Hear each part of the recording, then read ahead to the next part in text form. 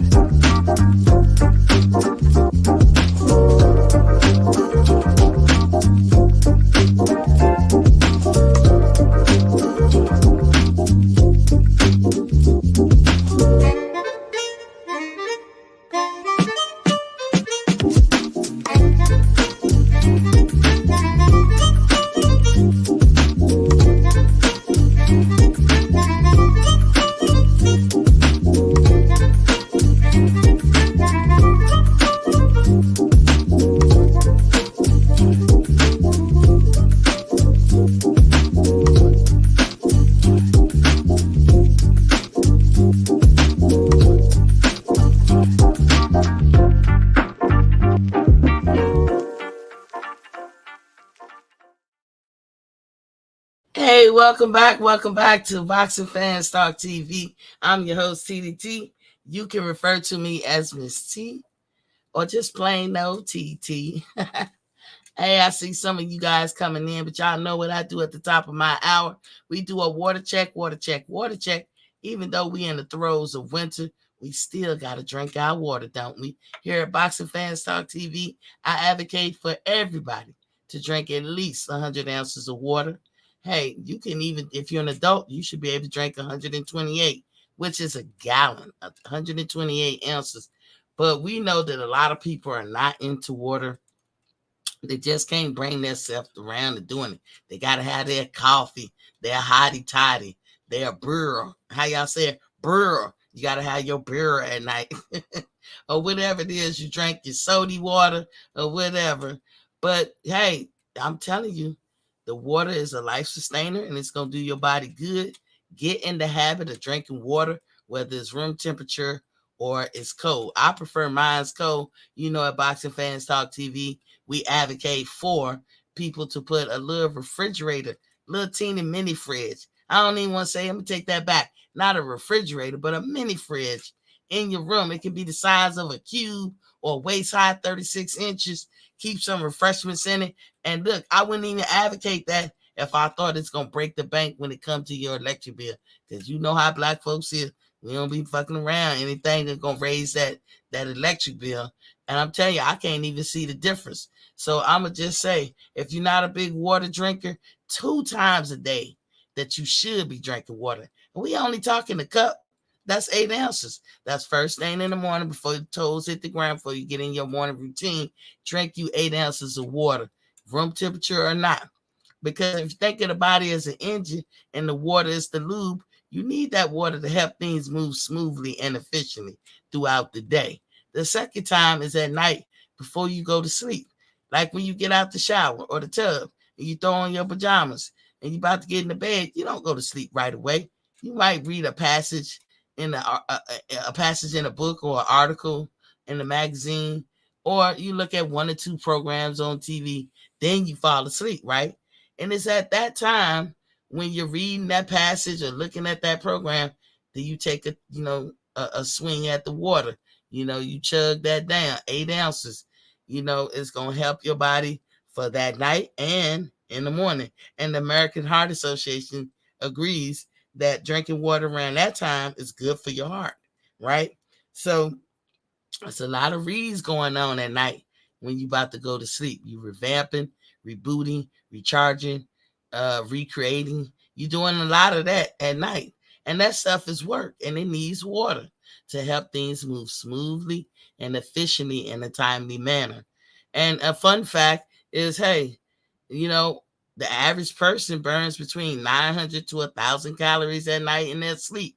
I didn't say no cat nap. I'm talking about a deep sleep.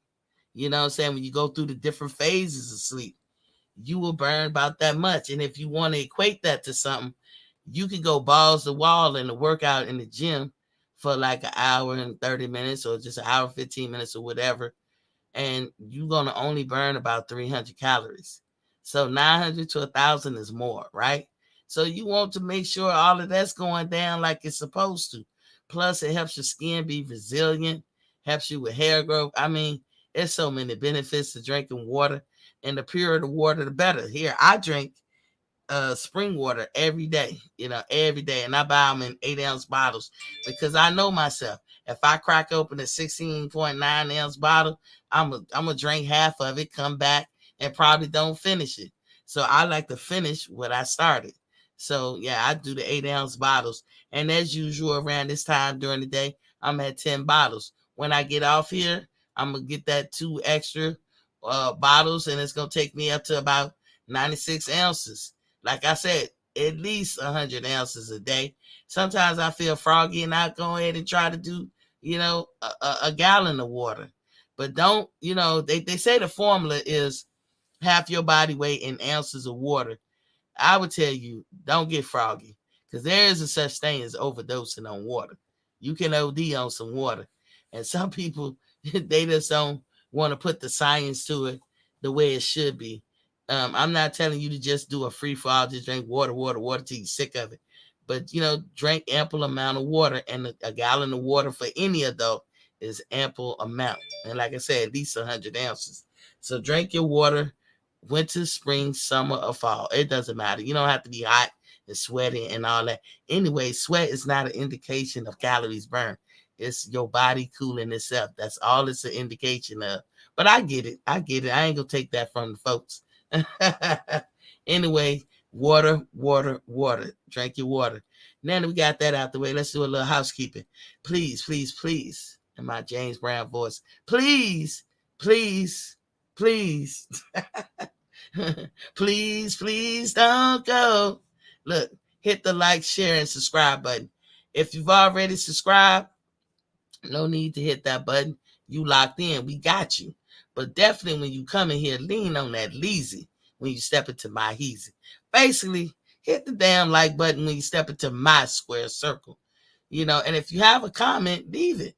I read all comments. If you speaking rationally and logically, hell, shit, I'll rock with you. But, I have my own mind, and I respect everybody's opinion. If you have any question about anything that I've said in the past, the present, and you know me well enough because you watch me and you think I'm going to say something in the future, don't be afraid. Hit me up at boxingfanstalk@gmail.com. That's boxingfanstalk@gmail.com. I check my email often, sometimes daily, sometimes every other day. But I check in, I'll get back with you.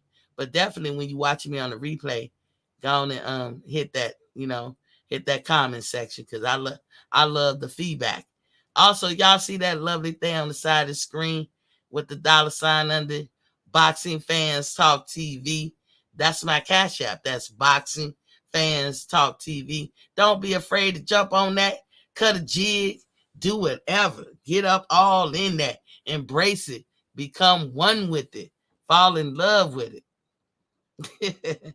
Anyway, let me put my mood music on. You know, y'all know how I turn it down just a tad bit. Let it play in the background. How y'all folks doing today? So let's get in here. Mr. Warren, what's Poppy King? He said, salute Miss T. Hey, what's up, Knockout Boxing 86 TV? What's Poppy King? I'm glad you came to my channel. Hope you come often. How you been? Happy holidays. Happy New Year to everybody. But I think I went to your channel once. But how you doing, King? He said reaching out to see if you're interested in participating in a boxing debate series I have on my channel. You have an email I can reach out to behind the scenes. Yeah, Boxing Fans Talk at Gmail. You can reach out to me there. I don't know. You got some disrespectful folks up in there. But hey, I respect and love everybody. Like Al Money. What's Poppy King? Said Miss T. Y'all speaking to each other. Silence, King. Silence. What's Poppy King? He said salute Miss T. Mr. Warren like Al Moolah. Silence and Al is talking. Let's see. Okay. What you talking about already, Mr. Warren, on the moonshine? Ain't nobody drinking no moonshine on a Friday night. They trying to make it to the fight tomorrow. Miss Fistiana Fights, what's Poppy Queen? She said, hey, Miss C. And she said, hey, chat. Miss Fistiana is in the house, in his house. And let's see, y'all talking to each other. And Tay, what's Poppy King? He said Shakur gonna stunt on Isaac and show Tank a thing or two. I don't know about that, Tay. Mr. Warren said, shit, I should have 6-pack. I feel you. And I don't see the 6-pack. Hey, Mr. Warren, I'm trying to decide for real who gonna get this bet.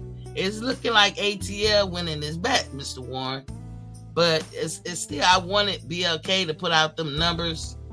From what I'm hearing from, like, I think Rick Glazer alluded to it, that it's actually more numbers than what other folks have been saying. But, again, I don't want to make bets and then make them linger.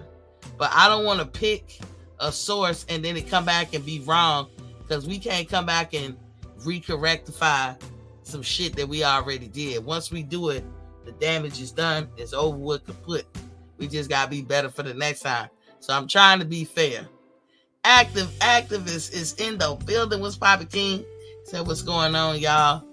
Black Grass Podcast. What's popping? Said fire. Okay, Mr. Warren. I am going to eat about 1,900 calories. Mr. Warren, good. Hey, shit, if you hungry and you can eat it, by all means, do eat. So, y'all see the thumbnail, like I said, Shakur Stevenson and Isaac Cruz about to link up and everything. And I was just wondering about a few things that I'm going to ask, in a few, Isaac Cruz is now ready to fight Shakur Stevens, basically telling them to send the contract. Sign the contract, big boy. Sign the contract. You know what I'm saying? And the WBC had already ordered them to fight a few months ago. And Team Cruz had turned them down. So now for me, I didn't understand that. I didn't even agree to that. That move that the Cruz and Cruz team made. And we know the Cruz, his promoter is Pacquiao, just in case any of you wondering. It's not the PBC. Cruz is under Pacquiao. So I didn't understand that move. And it left me asking why. So y'all know how I feel about Cruz.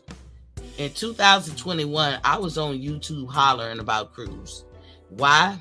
I thought he was a good prospect. I thought he was coming up, right? I thought he would give anybody trouble. Elites, the B-level fighters, C-level, it didn't matter. This is what I was thinking. What made me think this, or made me bring him up, is because I wanted him to mix it up with the elites. Because at 135, if you think about it, most of those guys, can we honestly say they've been challenged properly? Or do we say that most of them been fighting people they know they can win? How many of y'all think that? Like, in my opinion, I don't care who you mention. From Devin Haney to Tank Davis to T.O., all of them, like, they only was fighting people they know they can win. Now, as a boxing fan, how is that fun? If you want to get casuals, that can't be the formula. And casuals is going to bring the money, contrary to what people think. It's not the boxing purists or the boxing fans, the serious boxing fans or the expert boxing fans. It's the casuals that's going to make catapult your career on the level even remotely close to a Floyd Mayweather. Mr. Warren said 250,000. That's not what I'm hearing. Black Grass Podcast says slow motion. What's up, Dan Tan? What's Poppy King? Said good evening, Queen T. Salute. So, what I was looking at the landscape at that time in 2021, Devin Haney being the most avoided fighter, he can put that on his moniker and for his career, how people just avoided him like the plague. They wouldn't fight him. He was inactive at times and not by choice. Everybody he got in the ring with, we knew he was going to beat. He had a good thing with his own. At least he was making money. But nobody wanted to fight him. Isn't Devin Haney the one that coined the phrase, they say everything, but let's fight? So I'm going to tell you a little story, and I'm not crying about this. This is just something that actually happened. I used to go on Barbershop Conversation, and I know that Mr. Bill Haney looks at all these shows pretty much. He looks at a lot of the YouTube content creators, and he looks at Fred. So I know he heard me several times over. I was advocating for Isaac Cruz. I was advocating for him, and everybody was brushing me off. Miss T, whatever, who is Isaac Cruz? Miss T, you don't know shit about boxing, blah, blah, blah, blah, blah, blah, blah. So I know if Mr. Haney looks at Barbershop Conversation, I know he had to hear me say, why don't Devin fight Isaac? I'm sure he would jump at the chance. So one day I'm on the show, Mr. Haney calls in. He had a bone to pick with Fred. So he going in, chewing Fred ass out. And I'm on the phone. So I said, hey, Mr. Haney, I'm trying to speak to him. He straight ignored me. I tried to speak to him 3 times, a total of 3 times. He never acknowledged my presence. I was like, oh. I heard about it later from people who was in the chat. But I ain't take it personal. And I was like, well, damn. That's kind of cold, but, okay. And one thing you don't ever hear, you never hear the Haneys talk about Isaac Cruz. But like I said, he coined the phrase, they say everything, but let's fight. Now, if you're thinking that I'm not a Devin Haney fan, you would be thinking wrong. And if you're thinking that when he does fight that I wouldn't go for him, I told y'all my calculus, I go for the pure boxer every time. I pick the pure boxer all the time. That's who I pick to win a fight. So even if Shakur Stevens and Isaac Cruz link up, I'm going to go for Shakur Stevens. I'm going to lean towards Shakur Stevens. But I know that anything can happen. And definitely Isaac Cruz, I'm a fan of his too. See how I'm a fan of both. But I always go for the pure boxer. But if Shakur get caught, well, that's another story. Because Isaac be bringing that thunder. And you can't say he don't. Tay say, I disagree. T.O. Fort Loma. That's one person, Tay. I remember that we all thought you was crazy. Yeah. Everybody thought I was crazy. Mom Dukes called, laugh out loud. Did she now? Did she? Cruz ain't that good. Tay, you crazy as hell. He said, I'm sorry, Miss T. Except for Wilder. You know, that's what active activists said. So I kept calling for Cruz, and everybody was like, they were very dismissive of my thoughts and what I was thinking. But I'm telling y'all, and y'all can look this up for yourself. Devin Haney has never mentioned Isaac Cruz. Y'all know how many times Isaac Cruz have put out that he wants Devin Haney, as much as he put out that he wants the rematch with Tank Davis. And Haney has never mentioned his name. It's almost like to the Haneys, Isaac Cruz don't exist. And he do exist. He's a legitimate opponent. But see, Isaac Cruz is never going to take his foot off the gas. And he hunts you down. He is relentless. And he got a little boxing skill. He's not a better boxer than Devin. He's not a better boxer maybe than Tank. He's not a better boxer than Shakur Stevenson by no means. But he is relentless in that ring. And he will hunt you down. He do know some boxing skills. Man, out of all the 135s, I'm going to tell you what he do the best. That motherfucker know how to tuck that chin in better than any of them. Better than any of them. And last year, I saw a rise. This is what I saw. The change in dynamic of short fighters to tall fighters. Prevailing wisdom would tell you a taller fighter will house a shorter fighter. Will fuck them up. But last year, it was revenge of the short folks. Because shorter fighters, to me right now, seem like they got the upper hand. I don't know how it is and what did they do to change that dynamic, but it seemed to be the way. Now, I don't know what's going to happen in 2023, but we will soon see. So Isaac Cruz, like I said, he's up and coming. We know about him from the fight he did with Tank. He would give any elite fighter, top 135-pounder, problems. And between Isaac Cruz and Shakur Stevenson, Isaac is stronger. Point blank, period. You don't got to agree. Just be honest. Shakur Stevenson and Devin Haney are the best pure boxers in 135. But they also do not have as much power as the other fighters. They just don't. But they win fights. And this is why I say I lean towards the pure boxing every time. ATL unanimous. What's happened, bro? He said, Queen T, salute. Got my foot in the dough, shawty. What's good with you? So let's talk about Shakur. Shakur has been getting turned down by everyone lately. He showed how he basically has taken the list, and I guess it's the rankings, and been going down this list and having to scratch out this person, scratch out that person, because they all turning him down. Now, this is me speculating, y'all. You know, and look how easy that is to say, I am speculating. I'm guessing. I'm guessing there's a perfect good reason for people turning him down. And it's possible.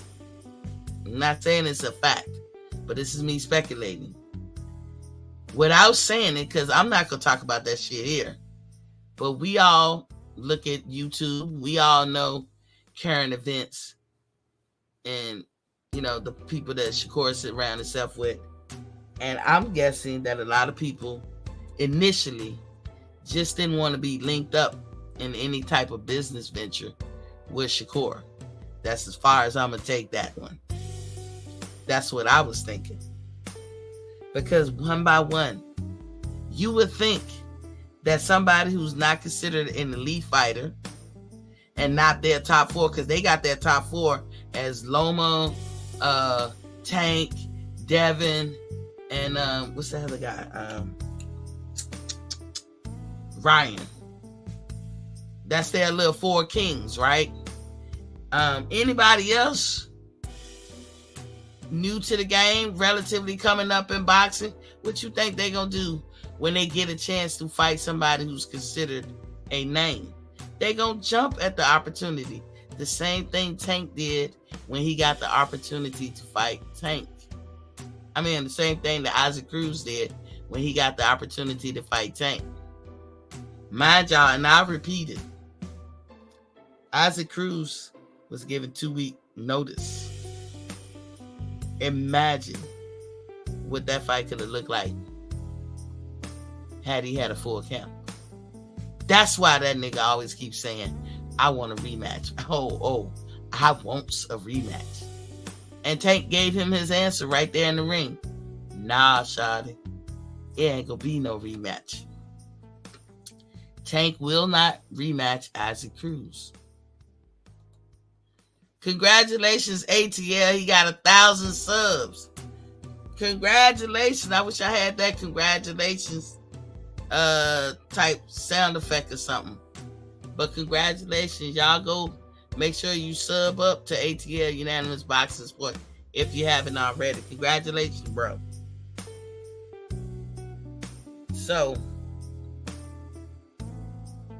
just imagine that. Put that shit in your head.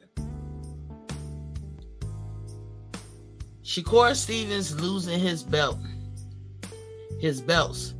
before he moved up to 135 has negatively affected him or adversely affected him. We spoke on him. Shakur didn't like people speaking on him. He said something to the effect like, if you want to go over there, stay over there. But we just speaking facts. I'm a Shakur fan. But facts is facts. I told you guys I could be your fan. I could be your biggest fan. But I ain't going to cap for you. I have no need to cap for you. You have picked your career. And I want your career to go the way it should go. I want you to face the best. I want you to get accolades and do remarkable things and have a legacy. As well as I want you to earn a prize every time you get in the ring. But losing your belts, like I said, 2023, we getting rid of nonsense. We getting rid of chaos. We getting rid of hypocrisy. People like lose their belt. Oh, that ain't nothing. It's not that big a deal. No, it is a bigger deal. Your fight started long before the bell ring. It start in them social medias when you trying to drum up business for the fight or promote the fight. It start when you doing your final press conferences or your first press conference. It start when you get on that scale long before the bell ring. All of that is a part of your fight. You can't be dismissive about losing belts. What he is seeing, and hopefully he's young enough to get this lesson and never make this mistake again. What Shakur Stevenson is seeing, that he lost his leverage. See, you giving people an opportunity to treat you like a wet food stamp. Because if you had leverage, you could make a beeline straight to the belts. But you can't. You can't even get that close. You got to get in line like everybody else. It's no problem. Because I think Shakur Stevens will beat everybody in the 135 division. I just do. But he don't want to do that. This will be his third division. You want to move through. When you think of people who made benchmarks in the sport of boxing, 5-division world champion Floyd Mayweather, 8-division world champion Manny Pacquiao. You don't think Shakur Stevens wants you to say that about him? I think he knows better now. Don't be missing weight. Especially when you have a whole camp to prepare, you really can't make excuses. We rolled him about that. We chastised him about that. So I'm not rehashing that and beating a dead horse. But I'm saying he lost his leverage. So look at what he's doing now. He got to go down the list and watch even B-level fighters tell him no. And they don't even give a damn. Because you know what? It's not affecting their bottom line. It ain't that simple like, you tell me no, you drop in the rankings. Shakur don't got that kind of leverage. in 135. Mr. Warren said, salute. Mr. Warren said, Tank change trainers said they're not concerned about the belts. Well, that's what Floyd was trying to make him feel like. And we was like, don't be like that. But I bet you Tank see the error of his ways. They all do. They young guys when they come in, young guys and girls. And, you expect people in their early 20s to do stupid shit. Especially if you lived a whole decade of your 20s and you're much older, you can look back and see how you was stupid too. So I hope don't nobody in their 20s feel a certain kind of way, because we all had to be stupid one time. We all were. So ain't no big deal. But Shakur, one by one, going down the list, everybody turning him down. Like I said, he lost his leverage. And these fighters, they not losing nothing by saying no to him. Now, like I said, just as a reminder, because a lot of people will probably think that Cruz fights under PBC. He doesn't. He's a Pacquiao fighter. And Shakur Stevenson is top ranked. And Pacquiao never led his career with this side of the street nonsense and bullshit. So he ain't worried about that. But even with all that, I still have that question for Cruz. If it was no then, when the sanctioning bodies ordered this fight a couple of months, then why is it yes now? What changed? What changed? And you can't say that Cruz is scared. You cannot say that. If you ever saw this man fight, that would be something you will never say. And like I say, he don't play them games this side of the street and all these other excuses these today's fighters be coming up with. Cruz don't do none of that. And I said I was gonna repeat this. Remember how close that fight was with Tank. Tank was supposed to fight Roland Romero. This is in December 5th, 2021 on a Sunday night, going up against football. That fight actually did like 50,000 pay-per-view buys. According to Rick Glasser, Tank is not a pay-per-view star. I tell you guys that I'm going to take the numbers regardless of what they say, because we ain't never going to get the truth. And if y'all remember in 2014, Showtime put out, they'll never put out numbers again, because people got all discombobulated and just concentrated on the wrong things, so they don't want to put out pay-per-view numbers. So all pay-per-view numbers can be lies. They can be. But whatever anybody want to say it is, if the consensus want to say what the number is, we'll take it. I'll take it anyway. You only going to get a real number when you break the record. Miss Destiny has told y'all 1,000,000 times, and that is the facts. You're never going to get a real number unless you break the records. So know from what Mr. Rick Glasser says, and he would be somebody who knows, Tank Davis is not a pay-per-view star. In fact, the Ugas and Earl fight did 129,000, according to Rick Glasser. So I mean, it's not a hit against none of these guys. It's not a hit against Tank. It's not a hit against Earl. It's not a hit against what's the name? Bud. Anybody else you want to name? None of them is Floyd Mayweather. And they're just not gonna reach that. They're not gonna reach that benchmark. And I can tell y'all why in another time. And it's not like they can't. Can that be recreated? I think it can. But it's the business of boxing. It's how these fighters act, and it's how these promoters act that tells me, nah, y'all never gonna conquer. You're never gonna conquer that. And it's because of your own doing.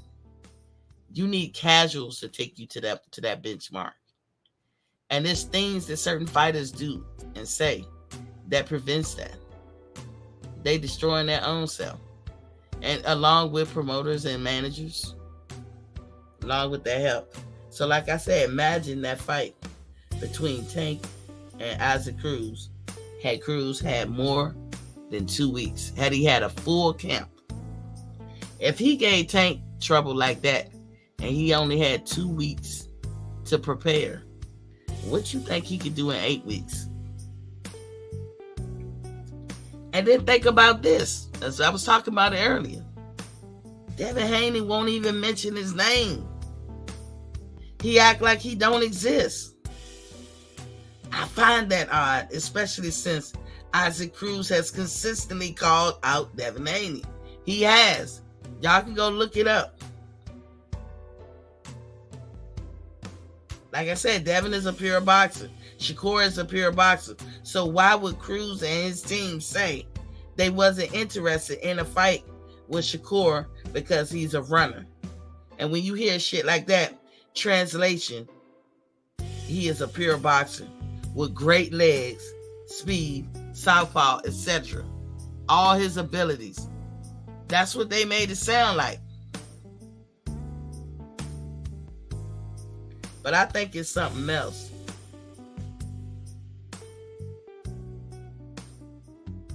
I think that Isaac Cruz is tired of being called in on short notice to fight elite fighters. See, they know he a force to be reckoned with. And they know if he don't have his full camp or he's not fully prepared, that's leverage over him. And it makes their resume look good to beat him. This man is taking over his career. And he's not fucking around. See, that's what I think. I think they try to get him to come in half-cocked. And he was like, nah. Because like I said, why no then? That was a couple of months ago. And it's yes today. Isaac Cruz pretty much said send a contract. Now the ball is in Shakur Stevenson court. It's literally in Shakur Stevens' court. Mr. Warren said, our money, Colorado bluff. ATL said, and I got to thank you, Queen, for letting me on your platform and showing me how to be yourself on live and walking me through this. Nothing but love, Queen. No problem, ATL. No problem. That's what we all should be here for each other. Mr. Warren said, in a recent interview, the trainer said they're not concerned about the belts. Who you talking about? Isaac Cruz? ATL saying, hey, congratulations, ATL. I appreciate it, Warren. Warren said Hamlin breathing on his own. Are you talking about the football person? You know, prayers sent to that guy and any of these athletes, because I saw a compilation video of a lot of athletes just dropping out the blue. And this is something fairly new. Or maybe it's because, you know, social media being what it is, we see shit right away. But I guarantee you people need to, people probably should start listing things that they take, supplements and this, that, and the other. And check into that. There's no shortcuts, y'all, for being healthy. And that irregular heartbeat or irregular arrhythmia, that can happen to anybody. And you will kneel down. You will bow down. You will go to the hospital. Having irregular heartbeats, that shit can catch you. Silence King said, but we have to take this into consideration. He gave Tank problem only after Tank broke his hand. No, Silence, I disagree. I think he gave Tank problem from the beginning. I think Tank felt his power. What we learned is Tank can take a shot. See, we don't know that about Devin. We don't know that about Shakur. And see, my opinion, why we don't know that about Shakur is you got to get to Shakur first. He's that great of a boxer, in my opinion. This is my opinion. He don't allow you to get that close. Devin Haney is a great boxer as well. He's a pure boxer. But we don't know if that Linares hit, that's one hit. That can happen to anybody. But I'm talking about, I don't know Linares as a power puncher. That's not his reputation. But can Devin get in there with somebody who power punches like a Tank, like a Isaac Cruz, and still withstand? Because if one of them boys hit him, he gonna do more than the stanky leg. For sure. So we know Tank can hit hard. Now we know he can take a hit. Because we know, if you're not lying to yourself, that Isaac Cruz can hit hard too. And Tank took it. But Tank felt that shit too. It wasn't until Tank decided to box him. If y'all go back to my old shows right before that fight, I kept saying, Tank, I see Tank's method. I see his methodology. I'll be like, Tank sits there. He know he a better boxer. He don't even show y'all that. He don't even gravitate to that level in most of his fighting because he's that superior to his opponents. Tank will sit there and walk you into shit. He will set traps notoriously. And he patient and he'll wait for it. And I said, with a person like Isaac Cruz, a pressure fighter who don't let up and in great shape, like the motherfucker got stamina like a motherfucker. And I was like, if he had 2 weeks notice for Tank and he had that kind of stamina, because he was taking some shots too. And you know, them shots that Tank can give out as well as Isaac can give out is debilitating. It'll knock your stamina down. But Isaac Cruz had that much stamina on 2 weeks preparation. Like I said, can you imagine that shit with a full camp preparation? I said back then, like I said, if you look at my episodes before that fight, I said, Tank, you gotta box him straight from the giddy up. Don't try that shit you would do with Rolly and all them other fighters you fight. You gotta box this nigga. You gotta outbox him. And hopefully one of your shots will take hold. But like I told y'all too, Isaac Cruz has got one of the best chins as far as how he places his chin. He tucks his chin better than any other 135 pounder.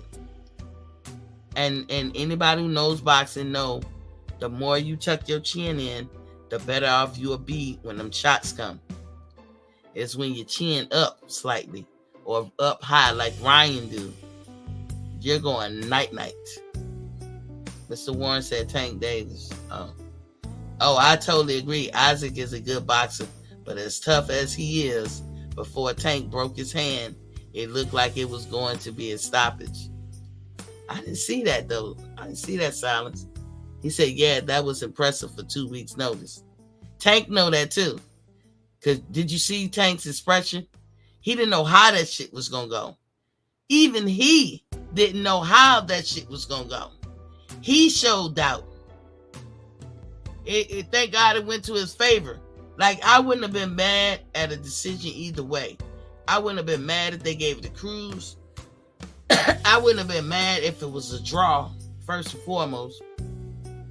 I'm not mad that they gave it to Tank. I do say I would love to see both of them go back at it in a full camp. Tank gave you his answer in the ring and in the press, the post conference. The answer is no. A straight up hell no. Now, what that tell you?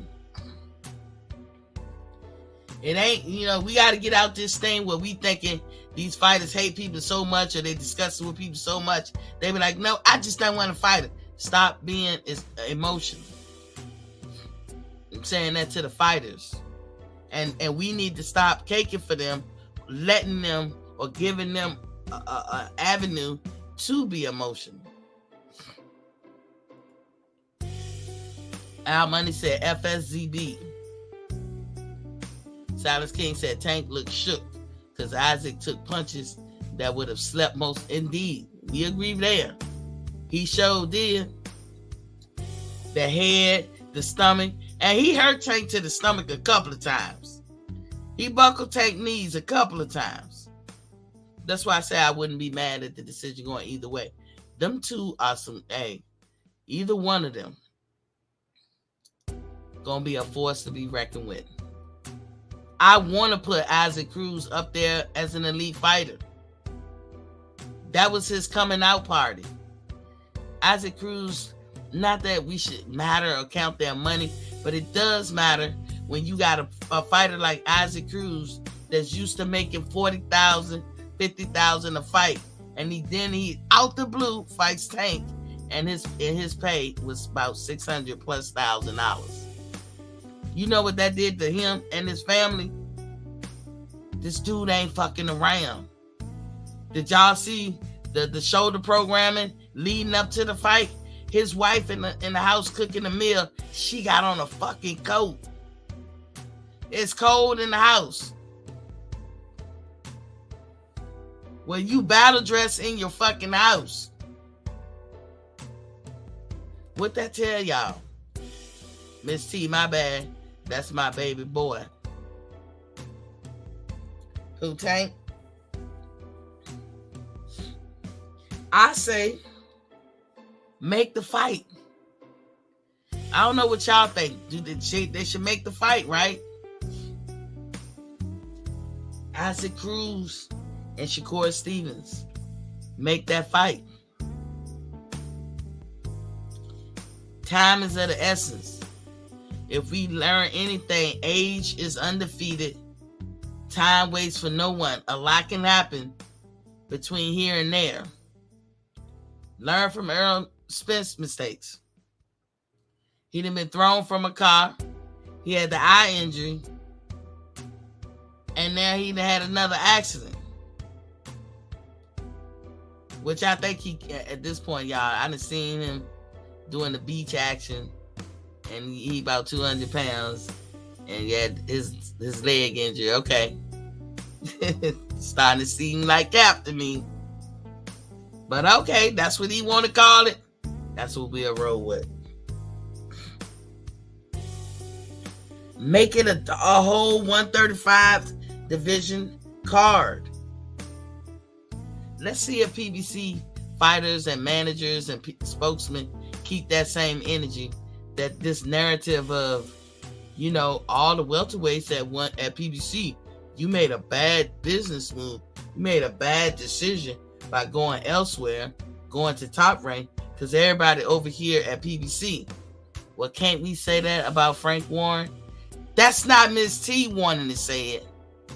I'm just regurgitating some of the bullshit that I've heard over a couple of months. This is why that shit sound like bullshit.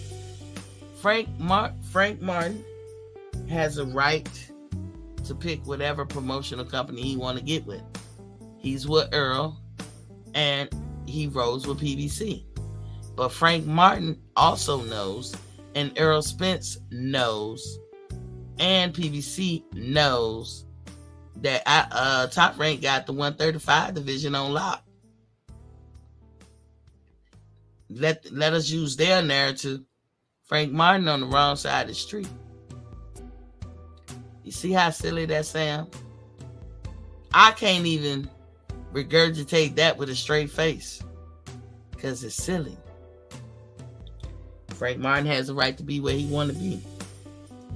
But PBC fighters should start jumping ship and fight these top-ranked fighters because that's where they at. If Al gives them advice, nah, let them come to us. Nah, y'all need to go over there.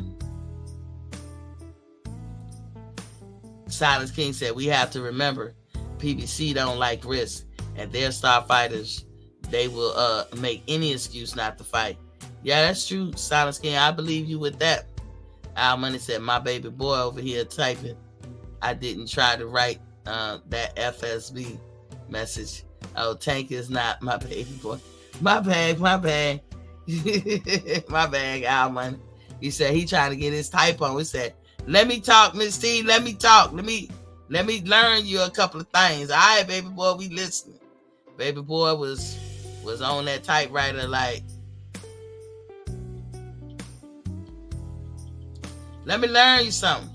And another thing, I told y'all mother suckers, that's how he was doing Al Money. He came up with 4 letters. Okay, I hear you, Mr. Baby Al Money. But yeah, they should start jumping ship just to make these fights. I think a Cruz Shakur fight with Frank Martin and Keyshawn Davis, and then some other people, maybe a I don't know, Michelle Rivera and Chris Colbert. I don't know, just stack the whole card with a 135. Make it a whole night. Top Rank got, like I said, all the 135s on lock. And I want to see if the PBC keeps that same energy and follow their own advice. But that's what I got when it comes to this Cruz thing. The ball is in Shakur Stevens' hands at this point. Because Shakur Stevens has shown that he was trying to get these fights. I like what he did, that he showed the list and said, I asked this person, check. Because if you don't mark time that way, a year later or so, maybe months later, you'll have people saying, oh, you know what? He didn't duck him, or oh, he didn't ask him for the fight, and blah, blah, blah. And that's what frustrates a lot of fighters. Like, they be like, hey, we motherfucking, we asked them. They turned us down. I'm going to drop the link, but I'm going to segue into turning folks down. Active is crying laughing. So look, did y'all see the press conference? Hold on. I thought I posted this. Did y'all see the press conference? I guess it's Tank Davis press conference now. But Rashidi Ellis and Jerron Ennis getting into it. I was like, whoa. They not even fighting each other. But they're potential dance partners. And I do want to say this. I don't know, it's just popping in my head, so I feel like I gotta say it. So this is to all the fighters and to everybody just involved with boxing. We have to get better at salvaging our sport. We got to. So as fighters, when you guys out there, you guys take what y'all want. Y'all like, it's like how people take certain things out the Bible to harp on, but don't read the whole passage.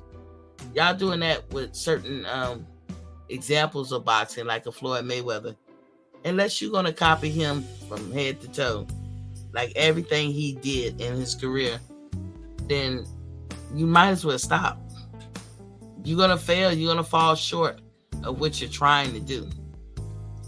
And I say that meaning you got fighters that will talk down and talk bad about another fighter before they even get in the ring. Let me give you an example, because I know, and I'm only using him as an example because we all know him. Earl Spence, remember what he was saying about Sean Porter? Sean Porter couldn't sell a ham sandwich, blah, blah, blah. You put him down, right? Where does the big money come from in boxing? Casual fans. What do casual fans like to see? They like to see 50-50 fights. Contrary to what people think, they want to see a fight where they can say, I don't know who's going to win. That's what made Pacquiao and Floyd so big. Because you didn't know. That's what made Conor McGregor and Floyd so big. Because you didn't know. Now, all people know is Floyd is steady. He's steady. Some people would say boring. I didn't think he was boring.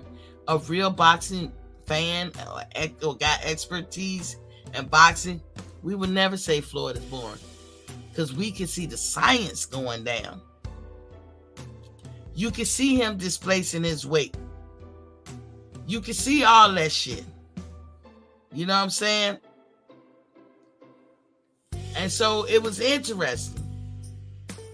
But to a casual, all they know is, can't nobody beat this dude. Floyd Mayweather's so damn good, you don't even see the several steps that he make when he just throwing a punch.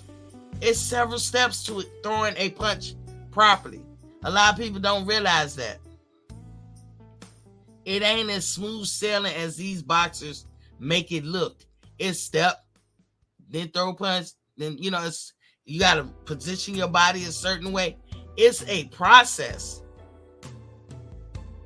And when you new to boxing, you just starting off, you see every step. But when you mastered it like Floyd, you don't see no steps. So to the casual eye, who don't really know everything about boxing, this dude winning. Maybe they like his swagger. But a lot of people paid to see him lose. But he never downgraded his opponents before the fight in such a way that you're not interested in the fight anymore. Hold on, Mr. Warren. So Floyd, you never hear Floyd talk about, man, this nigga can't sell a ham sandwich. He can't do this. He can't do that. He ain't shit, blah, blah, blah. And that the bell haven't even rung. You never even got in the ring. You barely just signed the contract. Floyd never did that. But you got fighters these days, or back, we hopefully 2023 bring it differently. But you got fighters that want to downgrade their fighter before the bell even ring, and then wonder why you are not breaking numbers. You got to give the illusion that this is a 50-50 fight. I'm going up against a monster. Y'all got to stop that. You're hurting boxing when you're trying to point out how insignificant somebody is. I hope all fighters are listening to me when I say that. Because your money going to come from the casuals. It's not going to come from fans like me. It's not going to come from purists. It's going to come from casuals. And if you think that people naturally don't have an innate desire for fighting, you crazy. Every animal. You don't believe me? Look at a baby animal. I don't care what kind of animal. Look at a baby animal. I'm talking mammals. What do? They play fight. It's not, oh, they getting ready for hunting. Every animal, pigs don't hunt, but if you put baby pigs together, they play. Animals play, fighting. Humans, World Star wouldn't be shit if we didn't like fights. We get their algorithms all the way up because we run into their page because they showing the latest fight. We don't even know these fuckers. We don't even know these people that they showing fighting half the time, but we running to see it. Kimbo Slice made a big living out of that shit, fighting people in the backyard. So it's innate in humans, in animals, period, to run to a fight. So why is boxing lagging? Because people don't know how to maneuver. They got it twisted. And then us fans be co-signing that shit. In 2023, I'm going to need us to get a whole lot better. If Errol Spence your favorite fighter, stop co-signing when he putting down fights before he get in them. If you want him to blow up, you got to make it seem like this nigga actually got a chance against Earl. And then them casuals going to be like, oh shit, I got to see this motherfucker. That's the formula. Y'all got to stop doing that. So when Rashidi Ellis and Jerron Ennis was talking, I'm going to get more into that, but I'm going to go ahead and let Mr. Warren cook. What's good, Mr. Warren? I'm just enjoying. I'm sorry, I got my mouth full a little bit. I was trying to make it fast. Okay, I got you. I was enjoying what you were saying. I mean, you said a whole mouthful, and I was trying to keep up at the same time eating. So I want to speak to Isaac Cruz. I think the reason why he took the fight was because they offered him more money. They won't try to offer him money at first. I just think they behind the scenes, they made it sound good enough for him to get in the ring with Secure. Now think about it, y'all. Not that long ago, Isaac Cruz has fought Tank Davis, and after that, he had another fight with somebody where he demolished him. That's only 2 fights, but before that, he was fighting often, and he was like a $50,000, $100,000 fight. I don't even think he was making $100,000. I think he was like a $75,000 fighter. He was fighting often though, so that adds up. But he had a lot of people to pay, and then he was coming over here to the U.S. every time. And I'm sure they was catching him on short notice, putting him in, like 2-week notice, 3-week notice, or whatever. Same way they did with the Tank fight. But now, once he has arrived, he ain't taking y'all shit no more at all. He ain't taking it. He like, hell no, y'all gonna pay me in what? Nickels. He's like, hell no, y'all just not gonna carry me now. He's like, offer me 50,000. What? Hell no, y'all ain't gonna offer me no 50,000. You better come more correct. You better be touching M's. Cause he got 600,000+ fighting Tank. Well, you gotta look at it that, it could be a career ender for him. Those possibilities, messing with Shakur Stevenson could be the ender of his career as far as getting in good fights. So he want to make it worth his while. So if this is gonna be my last good fight, I might not get another good fight because of this, depending on his performance. I'm not trying to sit up there and say he's gonna go in there and be a wash. I'm just saying, not too many people want to get in the ring with Secure. I mean, look, it's evident. I know you talked about the belt. So one of my reasons for bringing up the belt thing was we give Tank an excuse for not chasing the belt, right? Mm-hmm. Or no, I'm not saying we give him an excuse, but we give him a pass because this trainer, I think it's Cunningham. Is this trainer Cunningham or somebody? Who you talking about? Tank? Tank's trainer. Calvin. Sometimes he worked with Cunningham. He had a recent interview, real recent, and said that they're not concerned about the belts. We're just concerned about good fights. Well, that's what they say now, but we see Tank is kind of making a different, changing. Calvin Ford. I'm talking about this is most recent. I'm talking about the last week, last few days. Yeah. Well, Calvin Ford just said in an interview with Elliot Setback about these changes. Like, we don't know how he said, y'all just got to stand by pretty much. We gonna see if Tank start fighting more challenging fights, if he move away from the way they used to move with Mayweather. We're gonna just have to see that. We know that most of that was Mayweather and them moving it. I'm not putting blame. Mayweather did him a solid. Mayweather did him right. No. I'm just saying this is how we're dealing with a generation that thinks a whole lot differently than at least the way I was coming up, because having the belts was a thing. Right now it's not really a thing anymore. I mean, that's because of Mayweather though. Yeah. That's Mayweather era. It's not really a big thing. So I understand when you said that Shakur could have had more leverage by having the belt. I definitely agree with that. But at the same time, if I just don't think anybody want to fight him at 135. I don't think nobody's scared of him. Hold on, Mr. Warren. Let me get these chats. Mike Jones, I see you in the building. Was Papa King? He said he ain't no damn 200 pounds, Miss T. He in good shape. He is about 200 pounds, shouted. Mike Jones said, if Earl put his fighter in a risky fight, what makes you think Earl is ducking Crawford? I'm not understanding what you mean by that. If Earl put his fighter in a risky fight, are you talking about Frank Warren Frank Martin. And then you said, what makes you think Earl is ducking Crawford? I've explained that yesterday, like so many times. With all due respect, Mike Jones, the tapes don't lie. You can't, everything that I explained the other day, you cannot even. It wasn't yesterday. Mike, you can hit that. You can hit that link. You can hit that link and come on the panel and talk about say what you got to say instead of hiding it behind the chat, brother.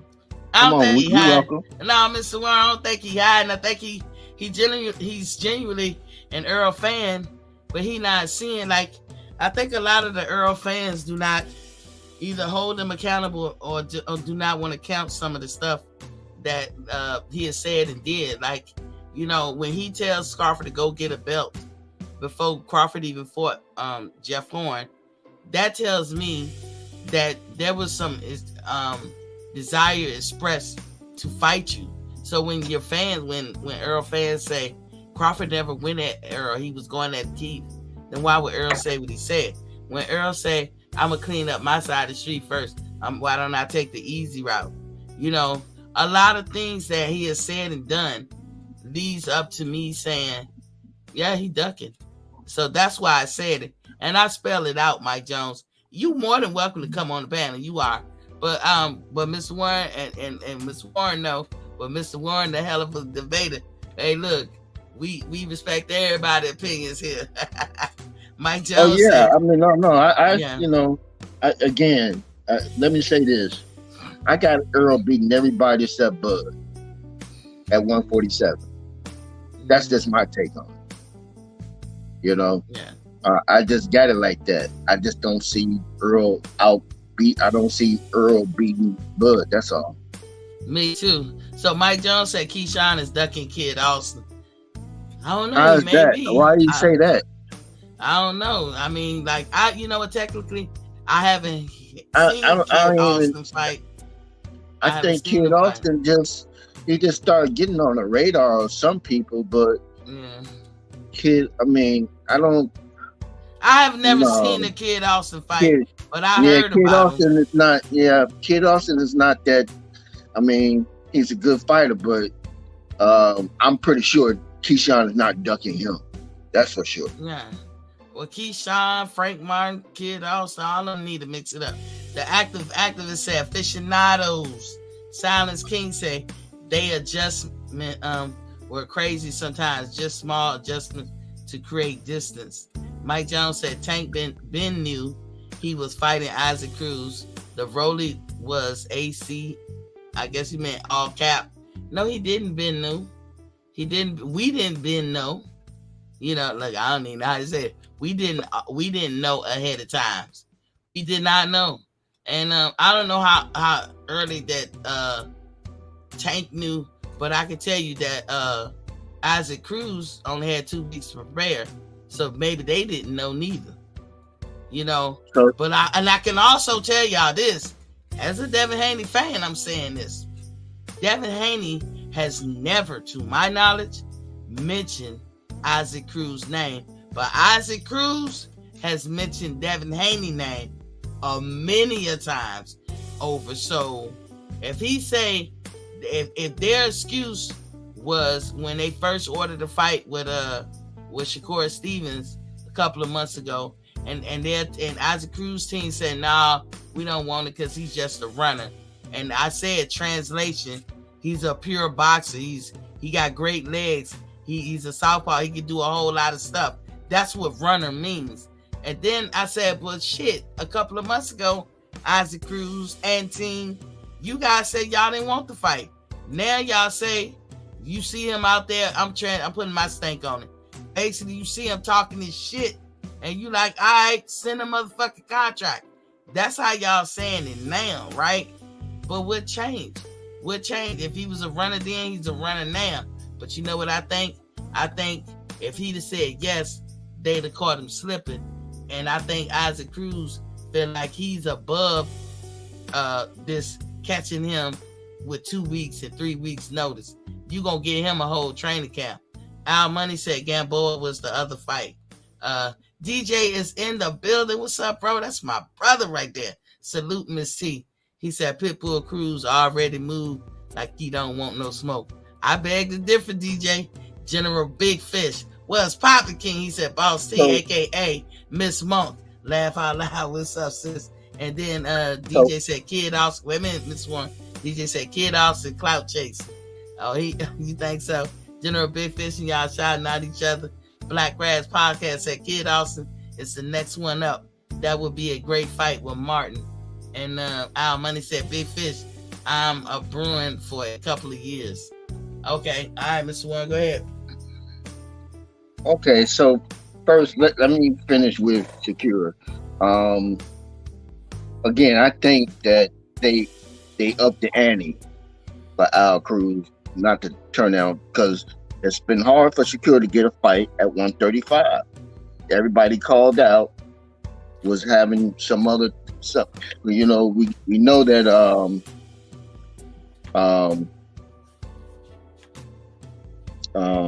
damn, Haney, he got a fight coming up with Lomachenko.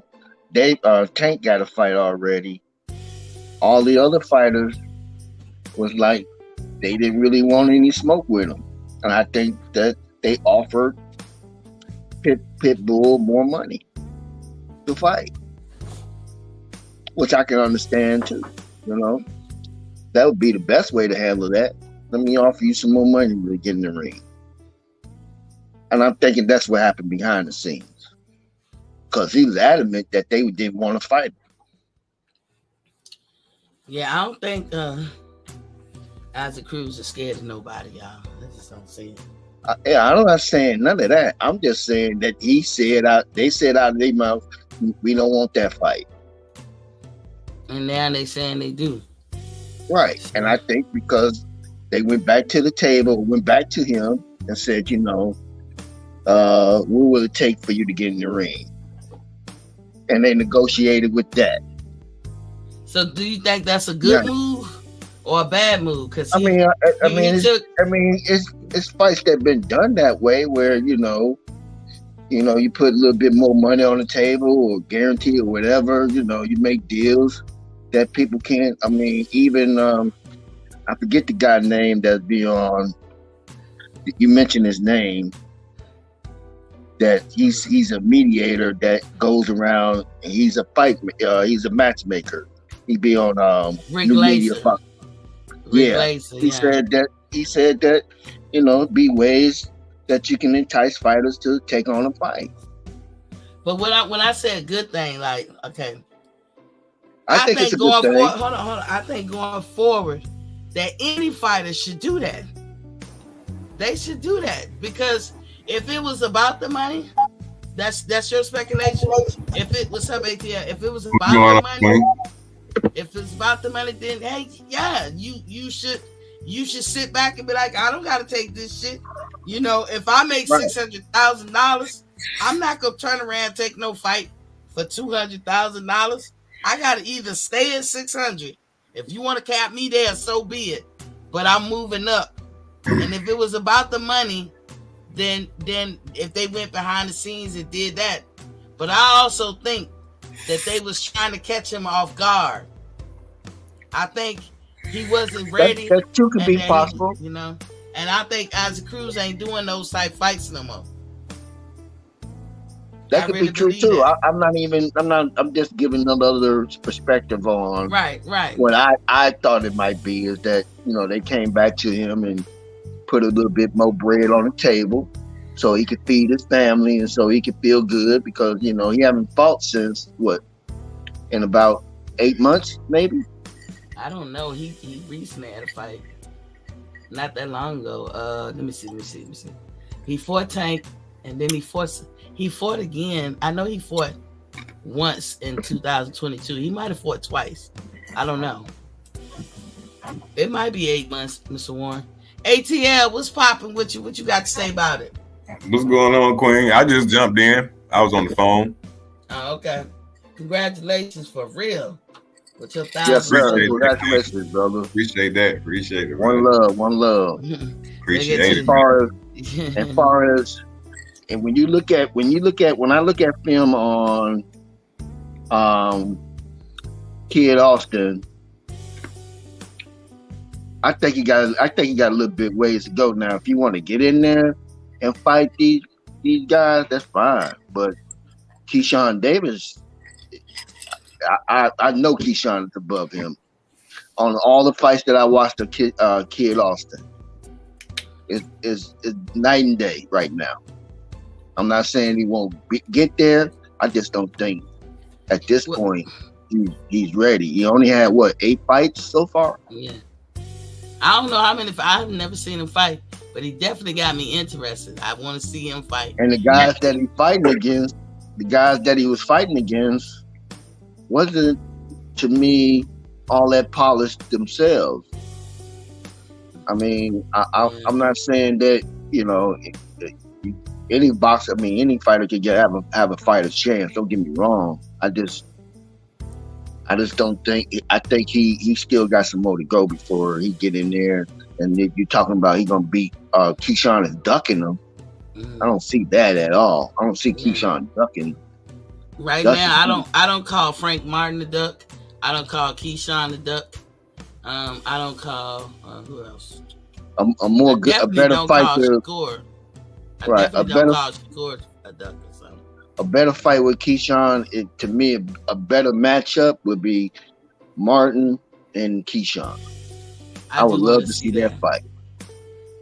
I would love to see Frank Martin beat Chris Colbert. I would love to see that because he be talking shit too, But he got embarrassed by this Hector guy that Tank about to fight. I think Tank gonna take all his frustrations out. What y'all think about that fight tomorrow? Go ahead, ATL. You got the flow. What you think about the fight tomorrow? I mean, I'm gonna be chilling in the living room, man. Shit. I love to see boxing. Period. We ain't no boxing been on like 3 weeks, right? Yeah, they might if they had some. We had want to see. What's that? Like 3 weeks. They ain't do nothing for Christmas or New Year's weekend, so I'm just ready to see. I'm ready to see everybody get in there. Yeah, this card gonna be interesting. Except they should have put Jerron Ennis with Rashidi Ellis. Who y'all think won in the court of public opinion between their back and forth? Did y'all see that? Rashidi Ellis and Jerron I think Ellis Ennis. Want to fight his ass. I think Ellis. I think it's a great card, actually. I think the whole card is a great card. What would make that card? Pull in some numbers. I think they're gonna fight next. Well, what make that card kind of sucky just a little is the matchup that they have. They got great guys on the card, but who they matching them up with? Who they matching up with is suspect. But yeah, like I'm tired. Look, going forward 2023, I'm tired of seeing fights where you clearly know who's gonna win before the fight even start. Aren't y'all tired of that? Definitely. I mean, well, Boots wanted to fight Ortiz, or was it? No, I take that back. He wanted to fight. Who Ortiz fighting? Stanionis.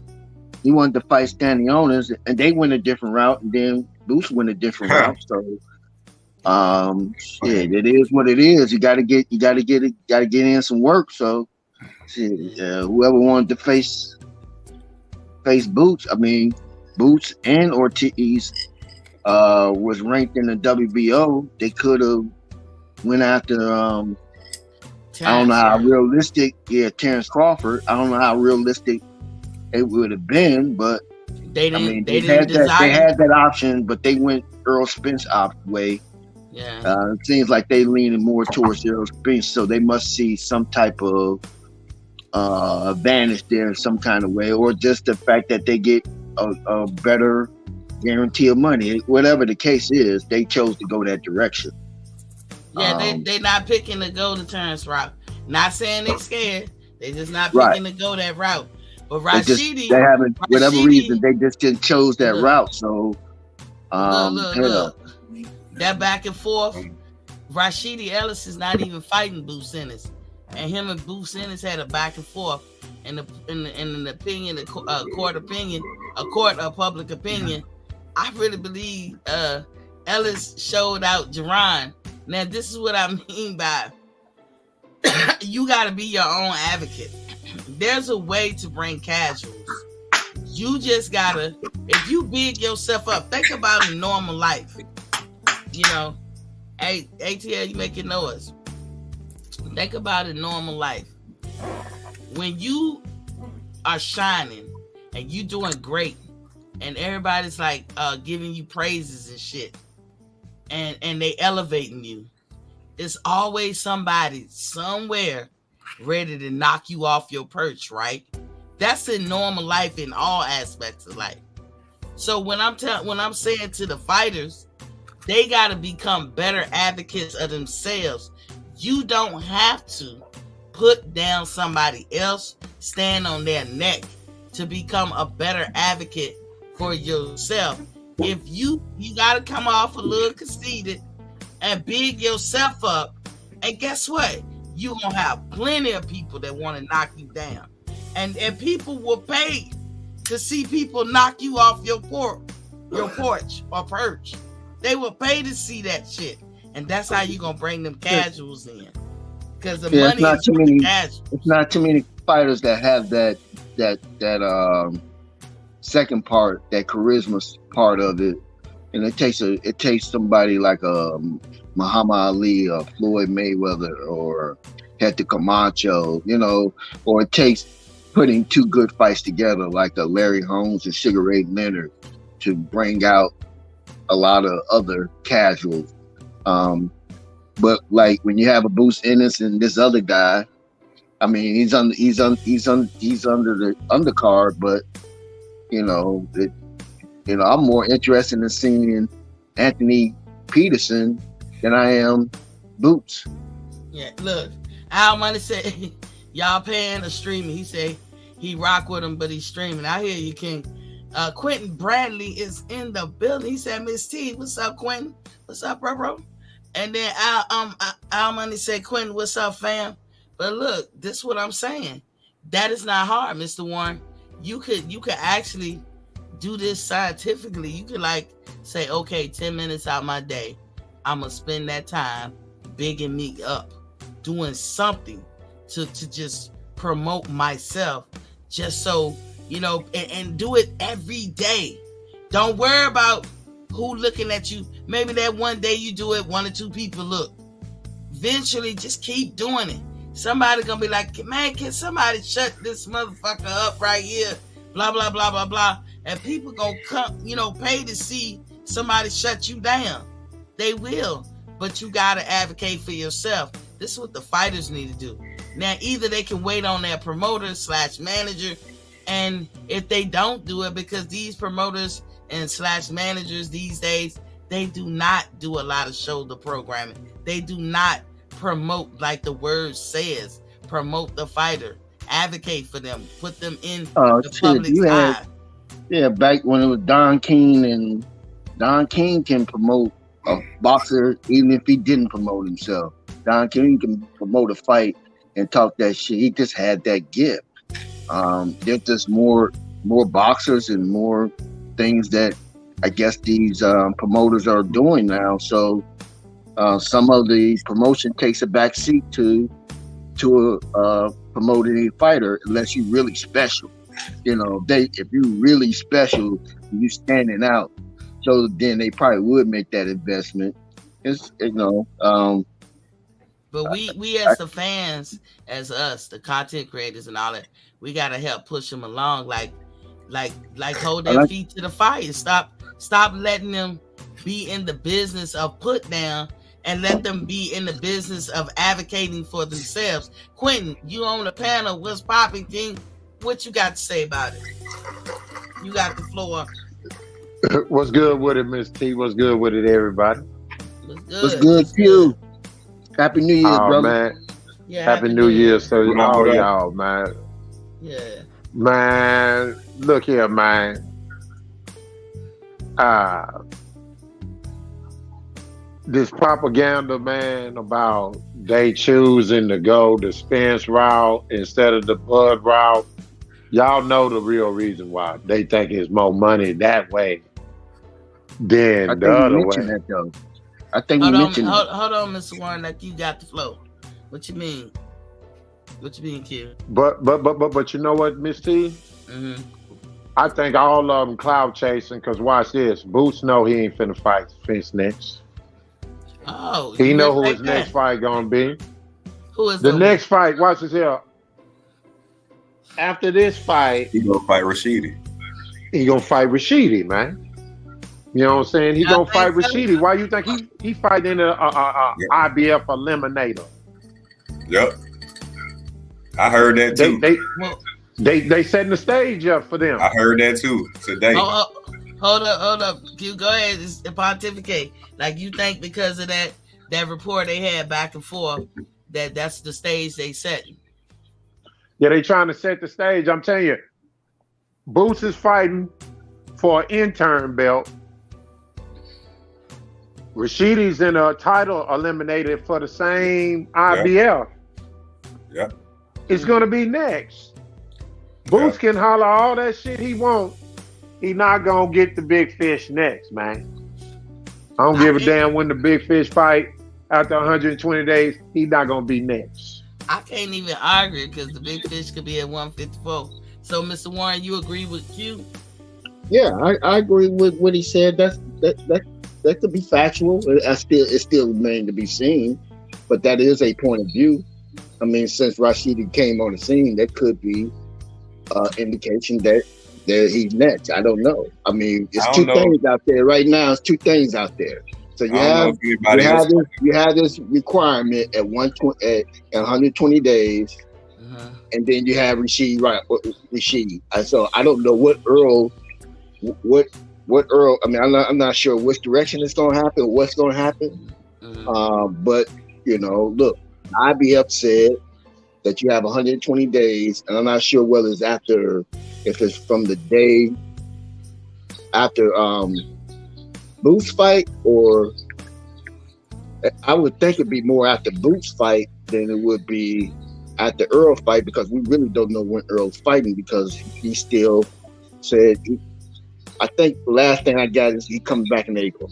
Okay, hold on, Mr. Warren. ATL, you wanted to get in there?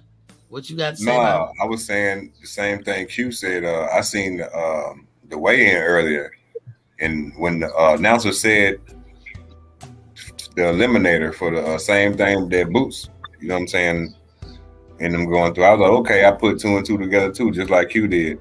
I don't know if he's seen the weigh-in, but that's where I caught it at. When they said it, I was like, hold on. I thought, you know what I'm saying, Boots was the eliminator.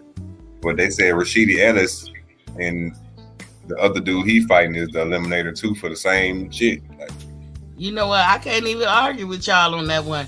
I know that when I seen them going back and forth, I was like, yes, let's get this shit. And as far as I'm concerned, Rashidi Ellis won, Boots 0. Because look, I looked at the follow-on interview with Fight Hype. Look, I looked at the follow-on interview with Fight Hype, and both of them niggas was carefully choosing their words. When they was talking to Rashidi, he basically was asking both of them what you think about the other one said. And so they was carefully choosing their words. And then also when he asked them, he was trying to get Rashidi to talk shit about Golden Boy, and Rashidi wouldn't do it because, like, truth be told, PBC might not like Golden Boy, DAZN might not like Golden Boy, Floyd might not like Golden Boy, Top Rank might not like him, and they might not like each other, all of them. But you know what? Any owner in that position will look at somebody and say, "Oh, that's how you do the promoters."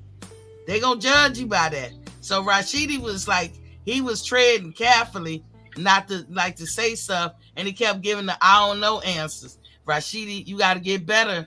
You got to get better with the I don't knows. I don't know.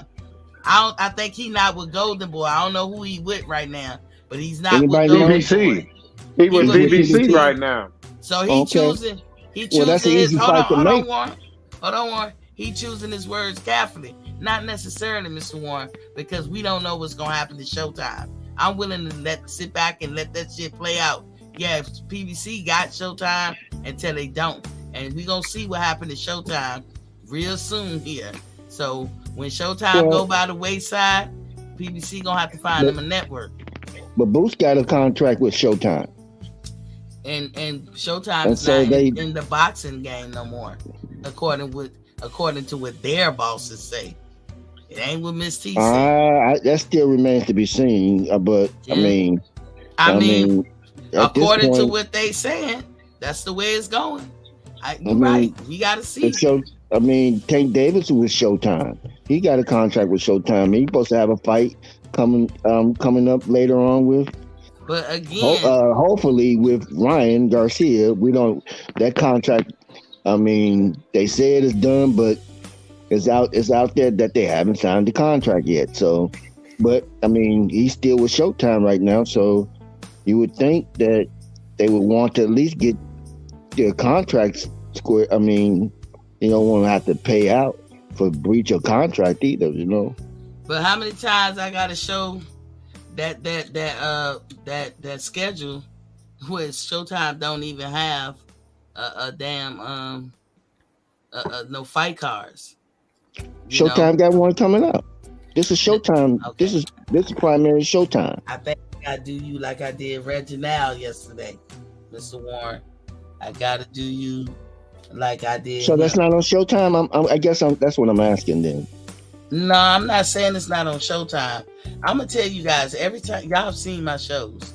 Y'all seen me. Hold on, let me. And I think what's the name? Just signed with Showtime. The middleweight is it the middleweight or heavyweight? Oh, damn. Help me out. He's the undercard of Tank Davis. Who? God damn. So look. This is who I be getting a lot of information from. Y'all familiar with this site, right?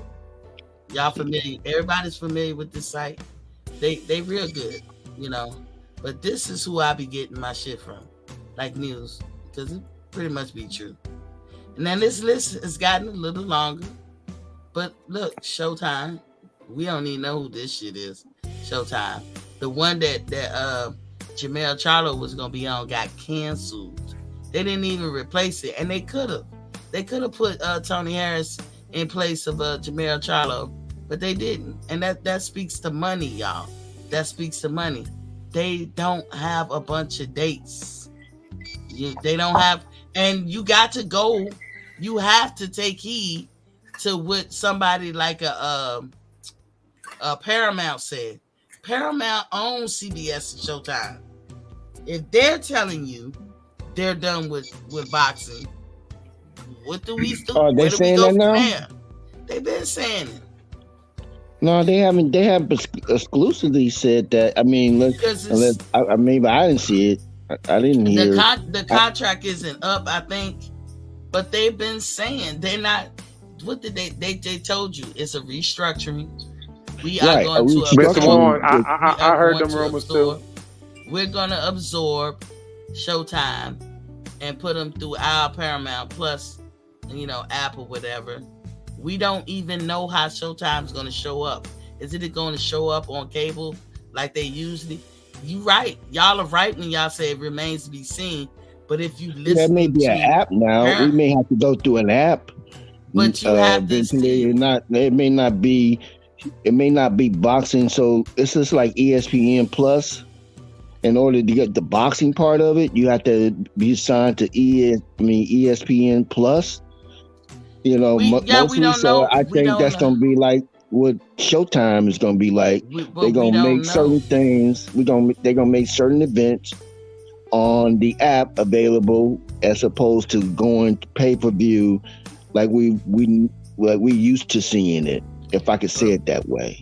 But yeah, I'm not saying that they're not going to do it or they are. I'm just saying I think it remains to be seen how they're going to deal with boxing. I mean, but it looks like they're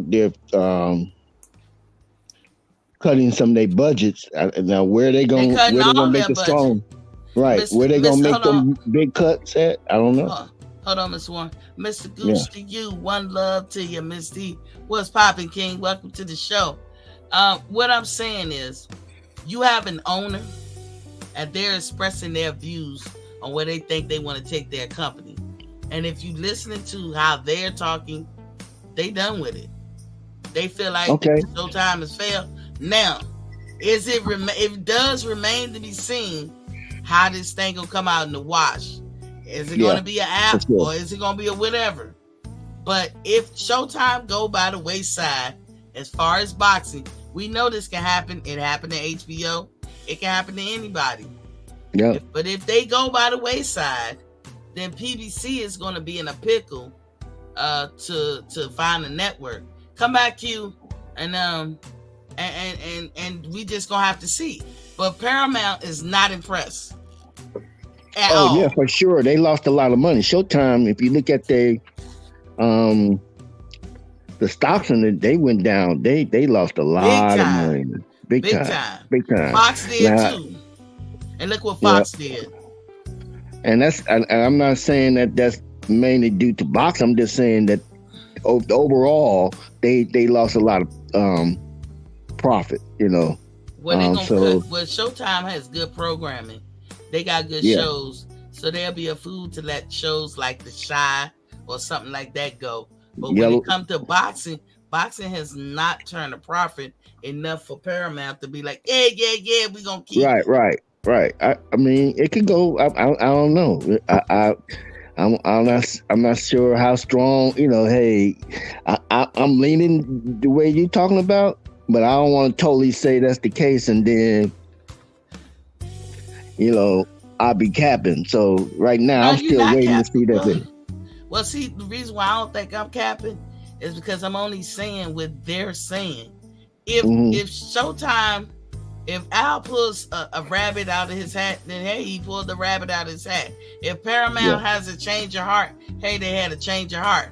But as of today, right now, you don't see no Showtime programming in February. I have pulled that list up so many times since I've been on this show, and it has never been that small. When it comes to PBC Charlo fight, when was that supposed to be? January 28th. Canceled. Okay. They call it postpone. But you know, it's almost like you fake it till you make it. Business, I got you. It's business until it's not business at all. And it remains to be seen. Like Steven Espinosa is struggling to maintain his job over there. But it all came from, and it's not Earl's fault, y'all. It's not no boxer's fault. It is the big honchos. People like Al Heyman, Steven Espinosa, and how they matched up fighters and they put fights on pay-per-view that nobody wanted to see. That's, you know, hey, they did that shit. They put fights that should have been free on motherfucking pay-per-view. They moved away from how they started, which was a plus for them, bringing it to free TV. They moved away from that. Yeah, that money ran out though. That budget ran out, so now I guess they're fighting to see if they can get a budget for this year for their fighters or for their how they want to run things. But if you do free TV, guess what you got? Advertisers, and that's long money. That's long money right there. That's how you sell your shit. But they had more money going out. They had more money going out than they had coming in, I think. Yeah, they overpaid their fighters. But that's the winning strategy. They could have pulled the reins back on how much they was paying their fighters, but they could have still kept it on free TV and got all the advertisers that they want, and still been in the business. Still had a happy balance. They had Bruno that went away, and they had Mayweather that went away. Wilder, you know, he don't have the belts anymore. So that's a little bit of a, you know, I'm just speculating at this point, but maybe Showtime, you know, I don't know, you know. What's up, brother? We'll see. Hey, brother, my brother got the flow. What's up, DJ? What you smoking on, boy? Oh, nothing but a little black, Miss T, little black. What's going on, DJ? I ain't seen you in a minute. You got the flow. I know. I mean, you know, I got this promotion at work, so I can't chill like I used to, but I'm good today. Congratulations. That's Congratulations. Congratulations, brother. I appreciate that, y'all. I appreciate that. Yeah, that was up. New year, new position, goddamn, new money. Prosperity. Oh, no, it's been going on a few months now. I'm still adjusting to it, but it is what it is. Prosperity. That's Hey, what's up, gee. I didn't. Exactly. The crazy part about it, I didn't want it. Ah, You gotta take it now. Come to you. That's how God usually bring it to you, brother. Yeah, you gotta take it. When you least suspect it. You know what I'm saying? That's what I like to hear to start off the new year. Good news. exactly, You know what I'm saying? exactly. Mundo. Absolutely. Straight up. What's Looking up forward to with seeing everybody get slept tomorrow night. You know, this is a showcase card, and I ain't mad at it. You know, I'm just That's glad what to you call it too, brother. Yeah, it is what it is. I mean, I don't expect any fight except for the Via and Speedy Rashidi fight. Those other fights, I don't expect them to be competitive. I'm just happy to see Boots fight for 4 minutes again. He said 4 minutes. I'm happy to see Demetrius Andrade back in the ring after That's what I was 13 talking months. about. Demetrius Andrade. I think he signed to Showtime again. Yeah, he signed to Showtime. Yes, sir. Hey, something telling me that he gonna get slept. Yeah. Nah, right. man. I'm telling you You now. comment on I that don't, one. I don't like how he looked at the press conference, man. Oh no, man. He just, that's him. That's him. He an odd dude, man. But Okay, I ain't watched him too much. That's what I'm saying. yeah. To me, He's you know what I'm saying? just an odd dude, man. Okay. He dressed weird, but it's okay. I don't expect too much. I Oh don't expect. yeah, I have seen them outfits. Okay, yeah, I forgot. Yeah, I don't expect. Y'all I better don't leave my expect the baby high daddy fashion alone. sense. Hey, them I don't outfits. expect the high fashion sense from a guy from Rhode Island. You know what I mean? Hey, look, y'all better leave my baby daddy alone. He be dressing Go like ahead, Cam DJ. Newton. Yeah. Questionable, But see, right? Cam Newton don't understand. He from Atlanta. They on a different type of time out there. Yeah, hey. Yeah, they own some everything. I can't say nothing. I can't say nothing. Even going back to Andre 3000, like they've been dressing different. You know what I mean? Andre 3000, they was on a different type of time when they was dressing. So, I really don't look at Cam Newton like that. I was like, okay, I get it. And he went to the run of the roughest goddamn school too. Doug Westlake. Yeah, Westlake and Doug. They used to beef all the time over there on the west side. Yeah. Yeah, my stepsister went to Westlake. Yeah, that shit over there, goddamn, used to be rough back in the day. That shit different now. So you think it's just a showcase fight? Absolutely. Now, Speedy Rashidi might run into some trouble, even though I still think he'll get a late knockout. I got him stopping Via in the 9th round. Do you want Speedy Rashidi to fight Jerron Ennis? Why not? Make the fight. I've been saying for a while. Like, I don't think he'll beat Jerron Ennis. I think Jerron Ennis is just that talented. I think Boots is just that talented. I think he got next up in that division. And I think Youngblood getting tired of waiting. But it's just one of them things, man. I just, like, whatever it is, Boots got it. You think so? As far as in the ring. And he's starting to step up his shit talking a little bit too, because I watched that press conference yesterday, and when him and Speedy Rashidi was going back and forth, he just gave that look like, boy, I'll beat your ass. look, hey, DJ, look, I think Speedy Rashidi won that debate. Whatever that, You say what? whatever I that think we was. did too. I think Speedy Rashidi won that debate. I do too. How so? Because he He's sounded telling more you ain't confident. like that. He sounded more confident. The look in his face. Boots, he will get better, y'all. He's just 25. He said, But you ain't like that. He quiet. Like he got he's kind of very lame careful. for a minute, Missy. I seen it. Yeah, he did. He real careful with his words. I seen it, Missy. I would you, ATL. I think you don't think he got caught off guard though. Yeah, Once he told him, he was like, didn't we? He was like, matter. we were supposed to be fighting on this card. Reason why I say Boots kind of won it, it was like, we were supposed to be fighting on this card. What happened? And then Speedy Rashidi like, y'all wasn't trying to pay nothing. Y'all wasn't trying to pay nothing. He was like, oh, all right, then. That's what I thought. So after that, he got quiet. He's like, what else I need to say after that? We offered you to fight. You turned it down.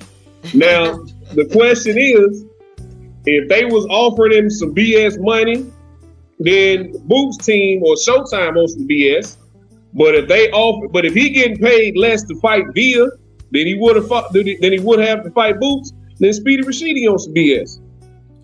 Speedy said, "Stop playing with me, boy. This ain't the game." Like, he was more serious, dog. I gotta give it to Rashidi in that. Yeah. He said it, but that look Boots gave him, like, wow, beat your ass. I don't know about that. Then, he stuttered and shit. He stuttered it. I was like, oh shit, Boots, what's going on with you? Did you see the follow-up because he don't really talk like that. He don't really talk like that. Did you see the follow-up interview? Did y'all see that? They were both real careful about the words that they were saying. Like, they couldn't say everything they wanted to say. You know, it was almost like they didn't want to cross no lines and say, and like I said, because somebody probably pulled him to the side and said, wait a minute, because again, I think he got caught off guard because, when the fighters come in the way and he's focused on the fight that's in front of him and the fighter that he's supposed to deal with. So that could be, that could be the possibility. It's just a possibility, He got caught off guard. It is if you get caught off guard. It's your fault. It ain't nobody's fault. I mean, it is your fault, but I don't think he was. I think he'll know better next time. When how to come when something like that happened. I don't think he ever had that happen. Sometimes you just got to go through something. He's still a kid in a sense. He's 25. She said he's a young man. But look, come next year, he ain't gonna get that. He ain't gonna get that pass. Because once you over 25. Nigga, you gotta get it like the rest of us. The next time you have a fight, something that happened, he know how to handle it. He'll know how to come back. But I think he was. I'm gonna say it's more of a surprise thing to him, where he was focused on one thing and he was coming in with that agenda, and he wasn't looking to go out, outside of that, and they caught him off guard. So now he has to think outside the box. Yeah, it's hard for me to give him a pass, though, Mr. Warren, because Boots been in the game for a minute. He's been in the game for a minute. Remember years ago. How many times has he had somebody come up to him talking trash outside of who he's fighting? If you can give the trash talking, you can take it, because so many years ago, Boots was ready for Bud and Earl back then. They was like, "Yo, slow down, young Thundercat." But he wasn't. They wasn't at a conference either, right? It was either at a after a fight or on some type of channel. Mr. Warren, it don't matter, because even when Blair the Flair was calling his ass out. I was trying to get a man a little help, but I know. Now, stick to your guns, Mr. Warren. We got healthy debate over here. Stick to your guns.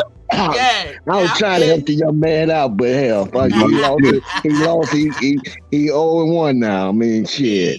He 0-1 like a motherfucker.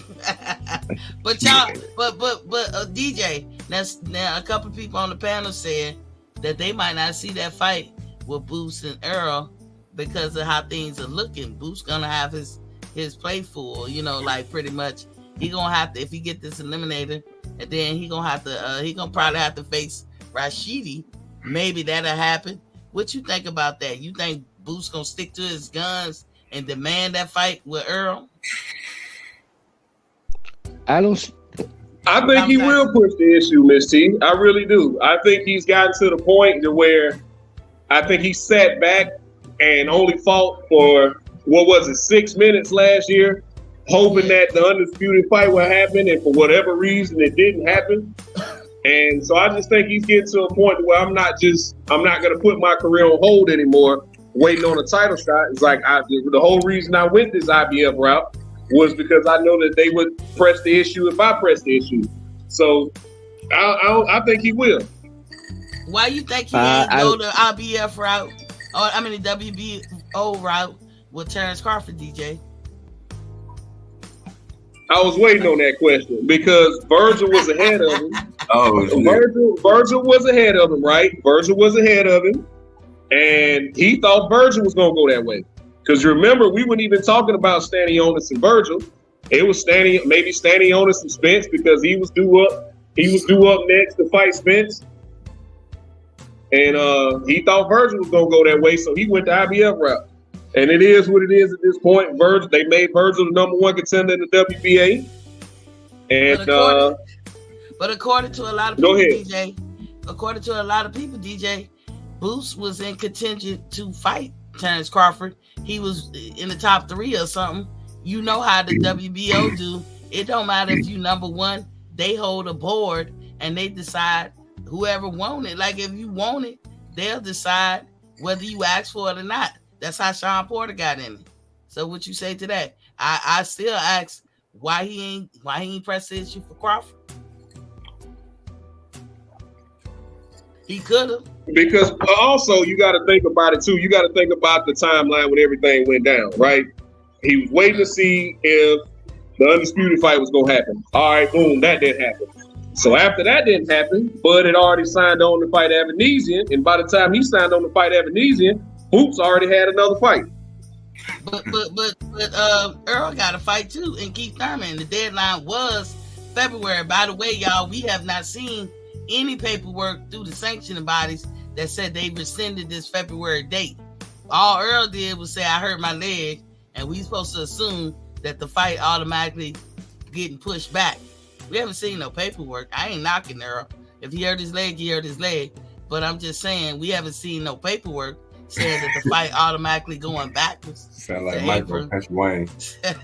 Pop with the drop. Was popping, King. Welcome to the building. He said, when is Boots going to fight somebody? No, I wasn't saying was driving. I'm driven. You know what I'm saying, DJ? You know, everybody had a fight lined up. The point that I be making is Boots, Virgil, all of them, they had an opportunity to request a fight with Terrence. I just was talking about the WBO rules and how they get down. You have to defend your title every 9 months or get stripped. This is why Bud said, I'm fighting this year. It makes more sense now why he was adamant about that shit. But if Boots wanted it, we already heard what's his name? Virgil Ortiz said, and his team, I ain't ready for it. So, Boots, you ready for it? You can always do that. Well, I don't think he's gonna fight Boots. I don't think Earl gonna fight Boots in April or between April and June. I think Earl is gonna go, if he gonna do anything, Thurman. So he gonna lose one of those belts. I mean, he gonna lose that. I mean, if they follow through, if they don't get paid off or whatever they need to do, the IBF belt is gonna be vacant. Just like Thurman did. He vacated a belt, and I think Boots may be going for the vacated belt.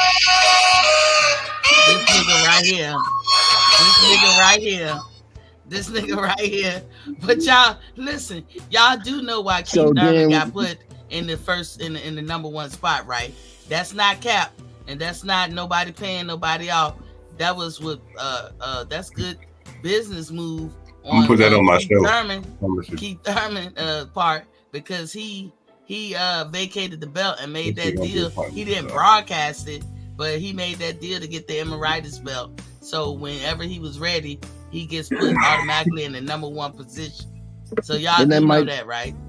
That might be the deal that Earl gonna take, because they already said that he's got 120 days. So are they gonna just go back, unless they just go back on their word saying that, you know, you have to fight within the 120 days from, I'm not sure if it's from Earl or from Boots, but you have 120 days to defend that belt. Well, it's possible that Earl will go back on his word. He's done it before, because he did that step aside with Stanionis, and he signed that contract. And he signed the contract. I mean, Stanionis said it.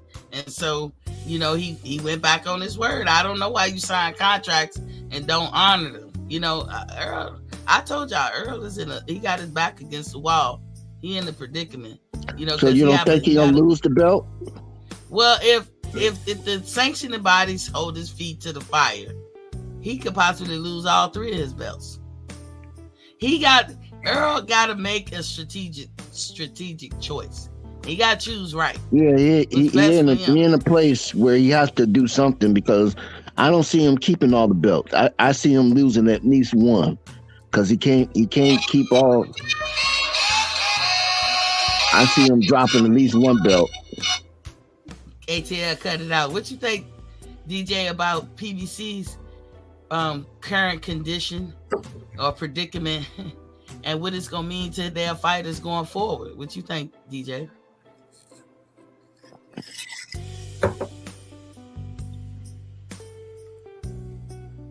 DJ might have got busy. Miss T, I'm gonna have to go out and come back in. Somebody called me and they completely messed up my audio. Oh, we can hear you fine. Okay, but go ahead. Yeah, I can barely hear you. Okay. I'm gonna go out and come back in. Okay, but listen, this shake up with PBC, I actually think it's good for the boxing because people got to shut up or put up. They got to. I think BLK Prime is good for boxing. Matter of fact, they said that they wanted to do at least 6 fights this year. So they're looking to invest and they're looking to spend money. So I see some fighters moving across the pond, or whatever you want to call it, across the street, however you want to call it, and making maybe 1-2 deal fights. I don't know, but I can see BLK Prime using some of their leverage from what they did, at least what they did, showing that they willing to pay their fighters a guaranteed. That may be enticing to some good fighters, Yeah, people, if y'all want to the fighters, if they want to make some money, they got to be the orchestrator of their own career. They really do. They just got to. So I can see Regis, because he's not tied to anybody. Regis, he tied to Pro Bellum. But I'm just saying he's not. I don't see him having a hard time with going across and dealing with BLK Prime. Now, who his opponent would be, I don't know. I don't know, but they gotta do something. They gotta do something, and it's like. Well, they got what's the name? They got a fight coming up with Broner. Yeah, Broner fighting Red Catch or something. Yeah, but I'm just saying, Broner was calling out Regis. He said after the fight, you didn't hear him talk about fighting Regis? Nah, I actually missed that one. Yeah, he talked about getting in the ring with Regis. I ain't gonna lie, I'd rather see going back to the boost Regis thing. was on the panel. He was on the panel, so that leads me to believe he might be interested in seeing what they have to offer. For him to be on the panel of BLK Prime is a statement, if you ask me. Hey, Regis want his money. Regis had enough of the shit. But I ain't gonna lie, going back to the Boost thing, I'd rather see Boost fight Rashidi Ellis. How about y'all? What you say to that, ATL? Yep, I agree. I don't. I'd rather see him fight Rashidi Ellis. I agree. No, I'd rather see him fight. I'd rather see him fight Earl. I like to see that fight too, but I want to see him fight Ellis. I mean, yeah, because look, Boots have never been in a fight where it's 50-50, where he's ever been challenged. But shit, he can just go for the belt. I mean, why would I write? I could fight him after I get my belt, right? Well, but yeah, that's true. But I don't care if he fight Bud or Spence. Obviously, he wants to fight Spence, and he's actually learning to not fall in the pitfalls of people that be talking crazy in boxing like Spence, because he said he would not say nothing bad about. They tried to get him to say something bad about Bud, and he wouldn't do it. They tried to get him to say something bad about Spence, and he wouldn't do it. He kept it straight facts. Professional. He just said, "Hey, Spence, the top dog. I mean, look, he got all the belts. That's a good one, dog. That's a good one. You learning, nigga. You fucking learning." You better. So I mean, but if I had the choice, if I was Boots and I had a choice between getting the belt, because you said it earlier, having the belt carry some weight with it, and then the fight what's the name? Then I'm gonna go get the belt. Now, if we come back later and deal with that, that's fine. But I'm going for the belt because it's gonna give me more leverage. right, and he want to, but y'all heard what Sean Porter said recently about the whole situation. Have y'all heard what Sean Porter said? I didn't hear. He said that his dad told him, "Look, you getting stonewalled because you're not there yet." And they don't want to let you there yet because they got things that they got to accomplish. Which I agree with. When you going for what you going for, you can't keep looking backwards. Because if they not there with you, they're not there with you. The only fight that should be coming, with PBC next should be Errol Spence and Terrence Crawford. Anything outside of that, we got to deal with it. But they gonna dig their own grave. If that makes them fall off and not go as far as they could go, then that's gonna be on the fighters. Well, that is well, really of course, gonna be on the fighters my going forward.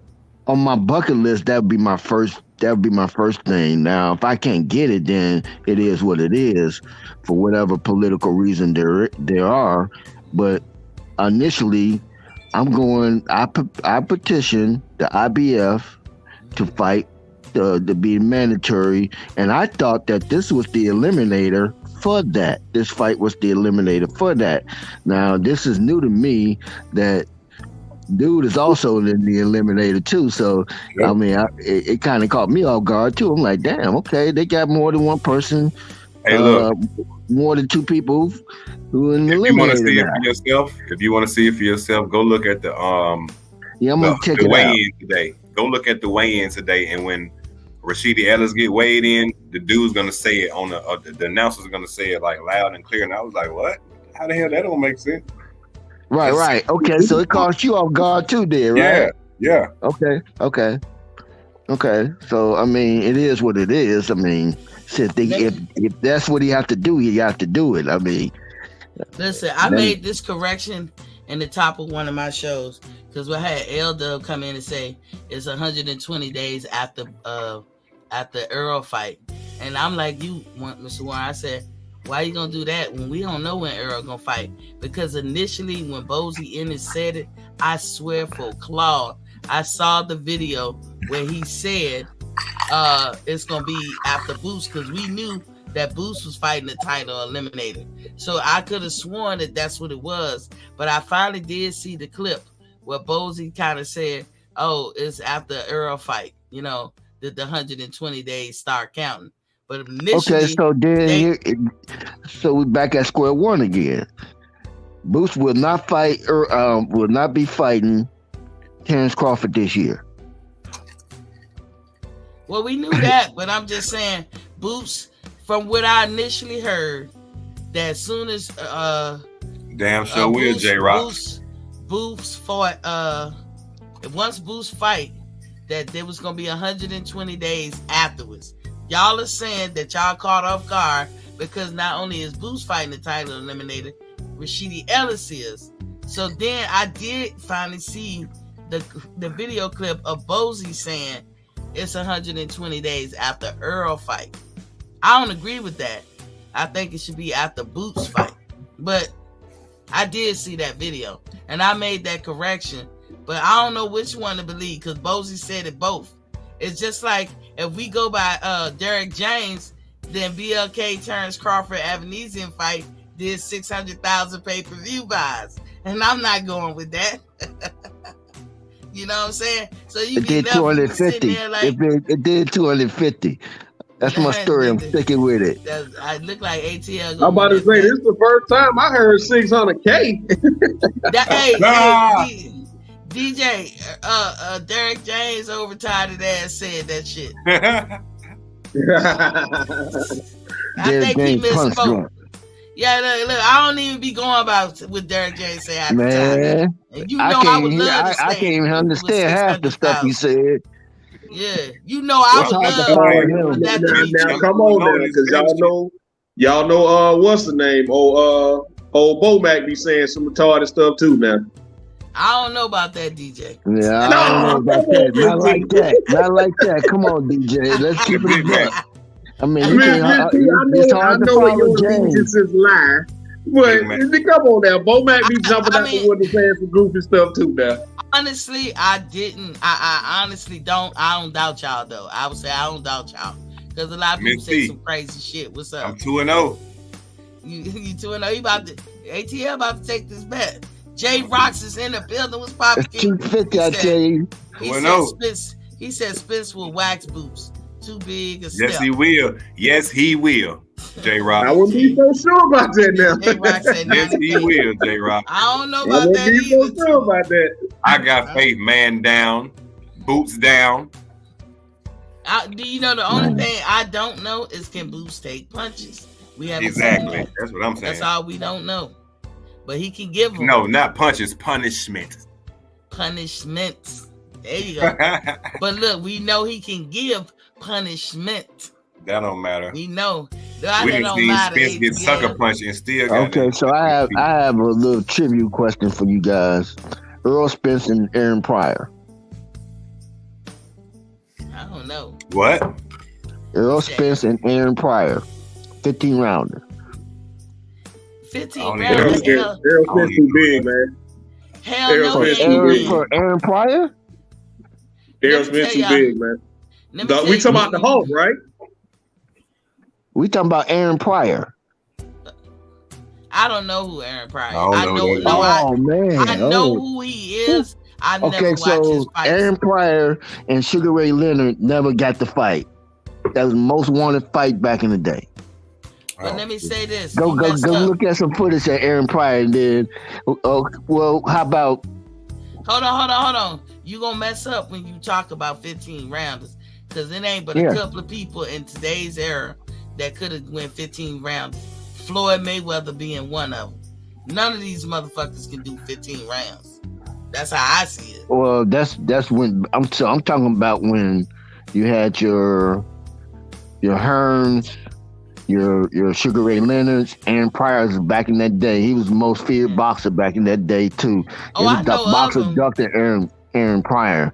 I mean, he wasn't I don't think Errol Spence could beat those old school fighters. That's just okay. All right. That's none of them. And I think Terrence could fit in that era, but I don't know if he could beat them either. So 15 rounders. Like I said, I just named one person, Floyd Mayweather. It was another person I think that can do 15 rounds in today's era, but I can't think of who they are right now. But definitely Floyd Mayweather. In my opinion. Everybody else, they don't want to see that. They be so glad when that bell ring at the end of 12 rounds. They don't know what to do. Yeah. I got a point there. Who running 8 miles and 12 miles in the camp these days of the fighters that we got now? The motherfuckers on average running 5 miles and 6 miles. Terrence. I don't even know if he doing it, but he doing it. Shit. I saw a documentary where he running Colorado mountains. And so, man, the stairs that he had to do, that shit no joke. this dude running the mountains. J Rock said Fury can do 15. I don't think he could. Yeah, if anybody could do 15 on coke. Yeah, and then we take that back. Yeah. Everybody on how about shout out to Aaron Pryor. How about George Foreman versus Fury? How about George Foreman versus Fury? Oh, George Foreman? For George sure. Foreman in his young days, yeah. Yeah. That nigga was knocking out cows for training. Hell no. Are you serious or you just making a joke? You making it funny, right? No, he was knocking out his own cows in training. This nigga is crude. You making me don't like his ass no more. Look it up. I don't even want to see he that. He ain't shoot him or nothing. He just beat the motherfucker the fuck up. Nah. They should have beat the fuck out of his ass. Right. I told you, Leon, I want some beef. Crawford can definitely run That's for sure. Ran from Spence. Allegedly. This dude right here, J-Rock, you let me drop this link and you go ahead and pontificate on why you say that Crawford run from Spence. We like to hear from you. Our money said coke and PEDs. Indeed. Yeah, that shit'll keep you up. That shit'll definitely keep you up. But today's fighters are not like yesterday, and yesterday fighters are not like today. I promise it wasn't nothing in me system. It's hit or miss. It's hit or miss because both of them got there's pros and cons on each side. I'm gonna say it like that. To be it wasn't fair. nothing in my system. But they don't make people like they used to make back then. Period. Ain't none of us guys used to fight a lot. Back then, they used to fight a lot. Back in the day. They used to fight a lot. I mean, some fighters used to fight 6 and 8 times in a year, 15 rounders. Look, DJ know. I even look at personality and character. They don't even make men and women like they used to back then. You know, they damn sure don't make men like they used to. You know what I say about you? And ratting and damn. Yeah. Everybody man right there. This motherfucker. Damn, bro. You see that boy DJ right there? That's a real man right there. That's my brother right there. All y'all my brothers. Hey. DJ A. You feel like that about it, you make sure you keep him in your corner. Exactamundo. Straight up. Exactamundo. There ain't too many real motherfuckers out here no more. I'm sorry. I met him, and y'all just don't know, man. Y'all just don't know. I'm a good judge of character on that one. And I won't go on the one. My family got them. I'm sure everybody like that, but I'm just saying I can speak on people I met. That's a real Miss T, you gonna come out to the Adrian Broner fight? I don't know. I'll come with you anywhere. I got you. I'm gonna be there. Me and Kyle gonna be there. What you say? Where's the fight? Where's the fight supposed to be? Atlanta. Okay, that's what I thought. Okay. Yeah, February. I think it's February 25th. Okay. We'll meet up with ATL. We meet up with ATL. In Chocolate City. We can do that. Miss ATL, Miss ATL, you coming? Hell yeah. We just came from down there. Exactly. I'm gonna be honest. I don't care that they've been trying to make this fight for about 5 years now. I don't care about Tevin Farmer and Mickey Bay. I really don't. I'm sorry. I know that sounds terrible to say, but I don't care. I'm sorry. I don't care, man. Are they gonna be on that fight card? That's the co-main event. Look, I ain't gonna flex. I'm gonna give me some nosebleed seats on y'all. I don't give a fuck. I'm gonna watch the fight though. Well, I'm pretty sure they're gonna be pretty reasonable. Yep. I mean, I don't think they would automatically jump the prices up. I mean, the highest Harris Crawford fight was $500. J-Rock, we a friendly panel on here. Come on in and speak your piece. Give me a $3 ticket. Collar. He said if Bud fought in that era, his scary ass will fight once every 3 years. Dang. Come on in and elaborate, J-Rock. Wow. That's totally disrespect. Man, you just totally disrespected. Come on, man. Give the man his props, man. Damn. The link is above your name, J-Rock. In his whole career, man. That's what y'all saying. On his neck, shoulder.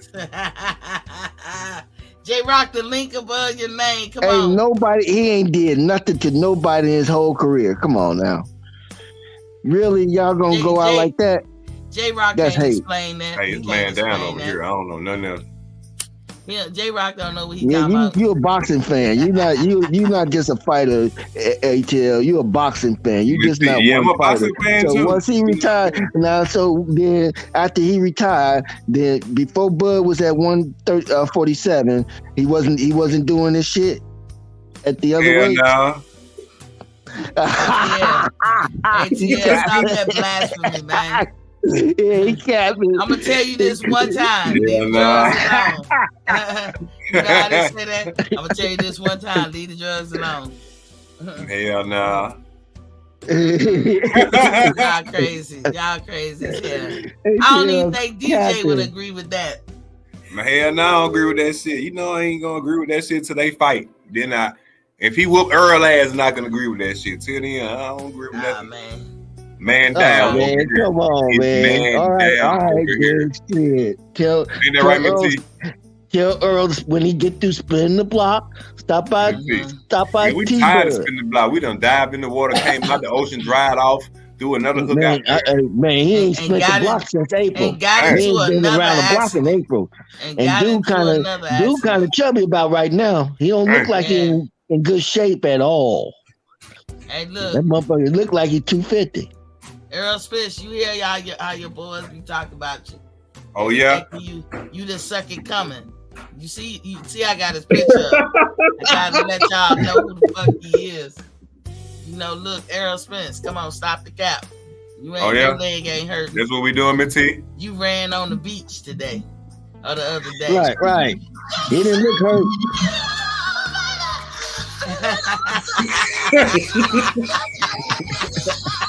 Y'all hell in here tonight. Y'all hell in here tonight, man. J-Rock said while Bud was beating the Camboas and Horns of the world, Spence was kingpin at 147 for more than 10 years. Man, Spence fighting finna move anyone up, and man. everyone. Scared Thurman answer to fake Wow. ninjas. Look, Spence is Keith Thurman 2.5. Your boy Jamel said he's not moving up. What? Jamal moving up. No, Jamel said he's not moving up. Jamal moving to 168. We don't care about Jamal. We talking about Jamel. God damn, Ain't Jamel wrist broke or something? Yeah, but his he's not moving up. He had said that out of his mouth. He need to go up for. He undisputed. He had approved. Yeah, I think he's gonna get him belt up yet. I think Jamal. Like, who y'all think could beat Jamal or Spence? Which one? Which y'all? I want to see him fight Fundora. Why you don't want to see him fight Jamel? No, I want to see Fundora fight Jamel. Oh shit! Man, Jamel will beat the shit out of Fundora, man. Y'all think so? Jamel will beat the shit out of Fundora. Take too much punishment, man. He do. He I just want to see it though. I just want to see it because I fuck with Fundora for real. And it's crazy. It's crazy how the physics of Fundora is backwards. Like you would think somebody that tall up on the inside. Like you would think him being that tall, he would be an ace, just an absolute monster from distance. Yeah, from the outside. He can't fight in the medium range in that distance. But on the inside, he digging them shovels in your face now.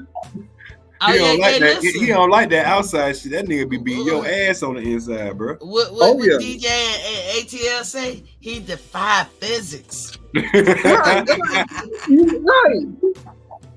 And that's true. Because he do. I was like, how this big ass nigga he take way too much punishment. Yeah, because make no mistake about it. Like we all look at the end result. We all remember the end result of that great fight from a year ago. But Lubin was winning that fight. Lubin was winning that fight, dog. I promise you. We saw the damage on Lubin's face, but I guarantee Fundora was pissing blood that next day from all the body shots. Don't he like when Martin fought Tommy Hearns? Right. This tells me every bone in his face was broke.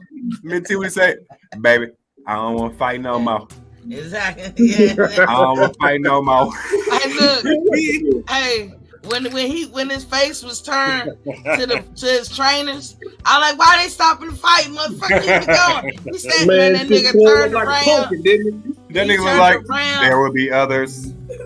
Man, all he got is flesh on that face. The bones have already caved in. I was like, damn. That nigga look like Leatherface takes his chainsaw face at. Man, hold on, y'all. I was like, hey, it's really good. Hey, look. Oh, look, she put on the screen.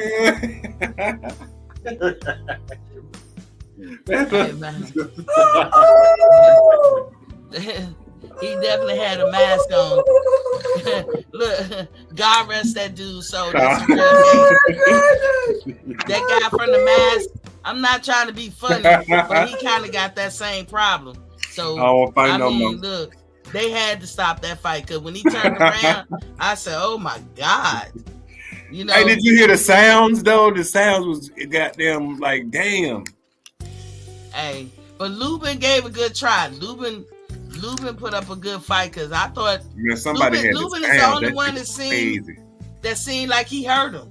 So y'all right, Fundora do take punishment and he can be hurt, but he can hurt people too. You know how when you and your sister, your brother back in the day when y'all little, y'all was getting in trouble together, and then y'all got to go in the room one at a time. Yeah. Sometimes, you know what I'm saying? You hear your brother getting his ass whipped, you like, damn, he ain't getting his ass whipped. Look, that's how the sound sounded when he was goddamn hitting Lubin ass up close. I was like, God damn. Listen, when we used to get whippings, me and my sister had to go in the room, and my brother went in his room, and my mama started from the oldest and worked their way to the youngest. Because I'm in the middle, my brother never really got the ass whooping he deserved. Because I done wore my mama out to the point she only got 2 licks to get this nigga. Cause my sister, she'll stick her hand out and take the licks wherever my mama say do. Me, you gotta catch me. Man, you gonna earn these licks.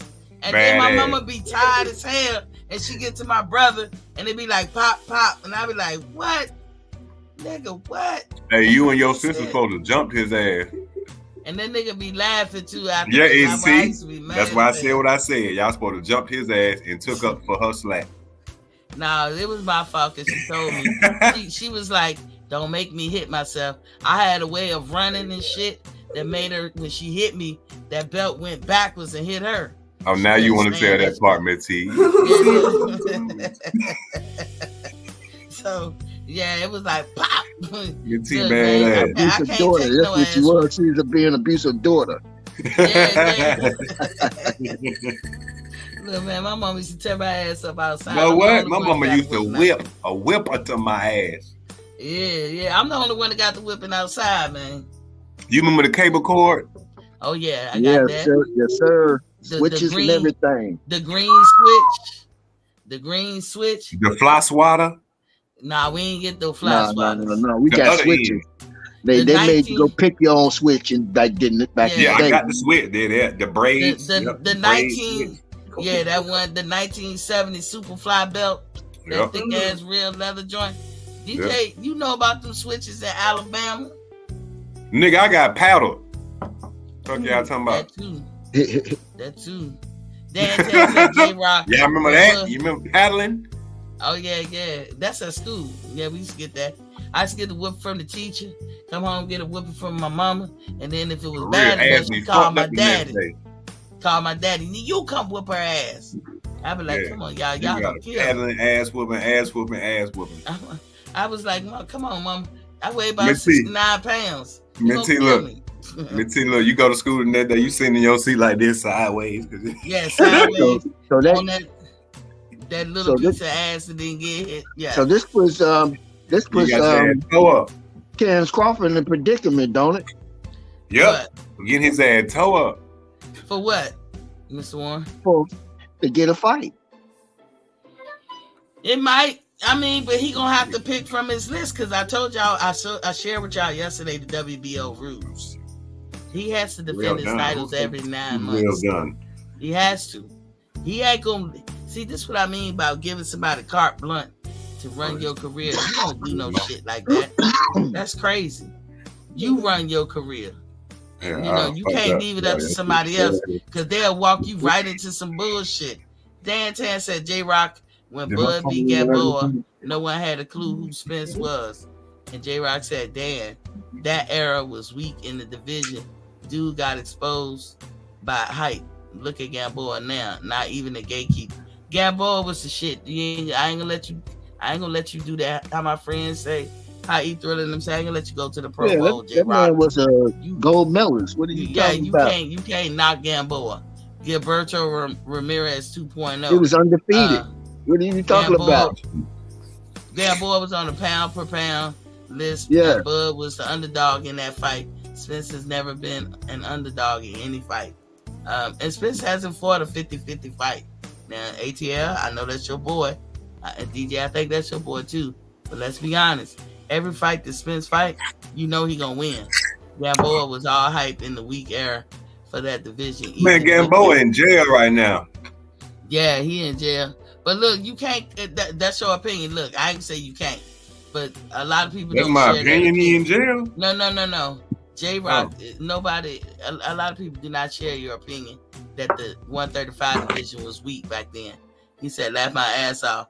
You really justified Gamboa. J-Rock, click the link, bro. Come on, get in here with us, man. Don't be scared, man. He was. You cannot knock the man because you don't J-Rock, like come on blood. in here with us, man. Just say the truth. Drop him the link, Miss T. I dropped it so come many on, talk times. to us. Come on, talk to us, J-Rock. I know. We reasonable. We not gonna bite unless you want us to. Man. How sad that Gamboa, his best win. It's not yet. Y'all say You ain't even gotta turn your camera on. Keep your shit off. Oh, so J-Rock, I'm gonna have to tell you put the oil down before you come up in here. Oh shit. You got to put that strawberry oil down. Strawberry. Ooh, not the mango oil. Loma, look at him. Remember when Earl Spence said, "And it's warm." He was eating the strawberries. Damn, J-Rock, you got to get on He here was now, eating man. the strawberries with his ass. White chocolate. White chocolate too. Yeah. Oh, white chocolate strawberry. And white he chocolate strawberry. He had his ass. There you go. You so gay. You so Look, gay. we got him on here. He had his ass tooted out. What's up, J-Rock? It's good, Jay. You got the J-Rock. You got the floor. Pop your collar. What up, Come J-Rock? on, man. Gamboa. Come on, man. That's the best win. That's the best. That's all he got. He's not even a gatekeeper at the end of the career. He got exposed, just like Gilbert Ramirez. He fought Hey, Mr. Warren, Gamboa. Mr. Warren. You know how this works. He got the flow. J-Rock, you let him get the flow. Then we open it up. Everybody can jump on it. Go ahead, J-Rock. I'm just joking with you. Go ahead, J-Rock. It was a weak era. Come on, Gamboa, Jeff Horns. That's who he got the belt from. Come on. I don't even gotta say more than that. You guys are saying Gamboa was an Olympian and he was gold medalist. Look at Lomachenko, the best amateur fighter of all time. Look where he's at now. He got exposed. He got in the ring with real opposition and got exposed.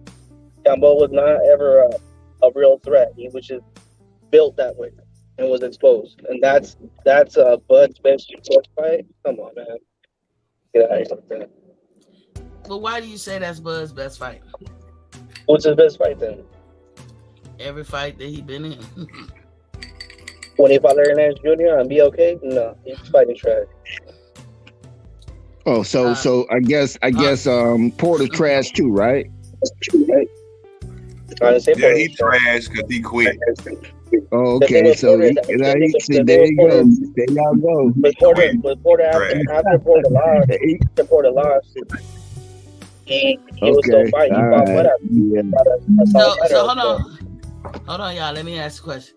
So what you saying, J-Rock, is when a fighter loses, they've now become trash, right? No, if they don't come back from it, they don't do anything. Then yeah, they were just basically exposed. They never. So you do know. But I'm sorry. Go ahead. I'm sorry. No, you good. You do know that Earl Spence, all his fights were leftovers. You do know that, except one that I could think of. Then I guess for Bud that were leftovers because he's fighting. So Muhammad Ali was No, Mr. Warren. Go ahead, J-Rock. I'm sorry, Mr. Warren. I'm gonna let you get him. But what I'm saying is, it's all about how you come back. Like Canelo, when he lost against Floyd, yeah, if he wouldn't have came back, then he was hyped up. He wasn't. That was it. But Gamboa didn't do that. But what happened? But J-Rock, Gamboa probably won some fights. He just didn't win against Haney and Tank and them or whatever. But what I'm asking you is, based on your logic, when the fighter loses, they trash. Mind you, when Terrence fought Gamboa, he was undefeated. But I'm just asking you, are you saying that? Because if you saying that, then all of them got shit for resume. In the long span of their career, if they don't do anything, then yeah. Like what happened Gamboa done since. You could take a loss. In my opinion, you could take a loss. That's how you come back from it. How did he come back from it? Well, Chris Algieri took several losses before he fought Earl. We're not talking about Chris Algieri. We're talking about Gamboa. How did Gamboa come back from his loss? Well, I mean, Bud has fought more undefeated champions Gamboa. or fighters. We're talking about Gamboa. But that's what you want to stick with. That's your only. No, you asked me. You said you said that if I say something, it's an L, then you're not trash. It depends on how they come back. What do you do to come back in the career? Get him, J. Ross. Get him, J. Ross. I know, but Gamboa, he took a loss. He took a serious loss. He took a stalling. He damn sure did. Canelo took an ass beating from Floyd. That could have been the end of it, but he came back. What did Gamboa do? Canelo, you see how you jumped to another person? Canelo took a loss. Canelo took a loss to Floyd. He didn't take a stall. He didn't take a stall. Floyd, Bivol whooped his ass worse than Floyd. Yeah, Bivol beat his ass worse than Floyd. So what I'm saying is, your logic is not panning out because they all fight leftovers. You like, to me, I don't believe in this. Is me, J. Rocks. I don't believe in this talking about fighters disparagingly because they took a loss. This shit can happen. Anything can happen when you get in the ring. But when you say this man hasn't done nothing, his best win is Gamboa, I think you're being a little dishonest with yourself. All I'm saying is he gets that when he gets Gamboa, Gamboa was built to be the great fighter, which he wasn't. As soon as he got in the ring with real opposition, what happened to him and what has he done since? Nothing. Even Amir Khan after he got his beat down from Prescott, he still came back. He was still in big fights, even though he got knocked out cold. He still had big fights. What did Gamboa do since? Wait. Gamboa took a serious loss. He was the man. He was all that. Hey, I gotta ride out. I gotta get back to work. But I put my number. Yeah, I'll put my number in the private chat for y'all, man. Hit me up. I got you. Y'all hit me up. I got you, DJ. But before Amir Khan, all right. Before I open it up to the panel, J. Rock, like I said, you gotta be consistent. Phyllis Diaz, I think that's a dude name. He was a gold medal too, undefeated. I mean, I'm just saying, he fought people that was avoided, like Postal. And I know everybody gonna say Indongo won none, but he held both of the belts. So I'm just saying, y'all doing that because of how y'all feel about the other person. It's like, a weak era. That's it's biased. It's a weak era. I don't see it as weak. I don't see it as weak. I don't see it as weak. I don't see it as weak. He traveled the world and got his belts. No matter how I feel about it or you feel about it, the man was a champion and he was undefeated. So, I mean, it's easy to say somebody ain't nothing. None of us is getting up running 8 miles and 10 miles and this, that, and the other and getting in that ring. He was a champion. Why y'all can't give him his flowers? We don't say that about Earl Spence. People that he fight. By your logic, then none of us should be talking boxing because none of us run that. No, not that. I'm not saying that. But the only reason these conversations come up because Earl Spence fans sometimes come out and say, "Hey, he ain't fought nobody," and Earl did. Why we even have that conversation when it comes to them two? I don't know. Because Earl, by y'all same logic, Earl ain't fighting nobody. But I'm not bold enough to say that he fought somebody. Those were somebodies. What did Gamboa do to come back? He wasn't a somebody. He was somebody at that time, but he was just a big hype job. He wasn't as good as he was His best performance was not getting knocked out by Tank. Like, he didn't do anything. Gamboa was somebody before Bud. You judging him after the fact. Jay, have you looked at Gamboa's record?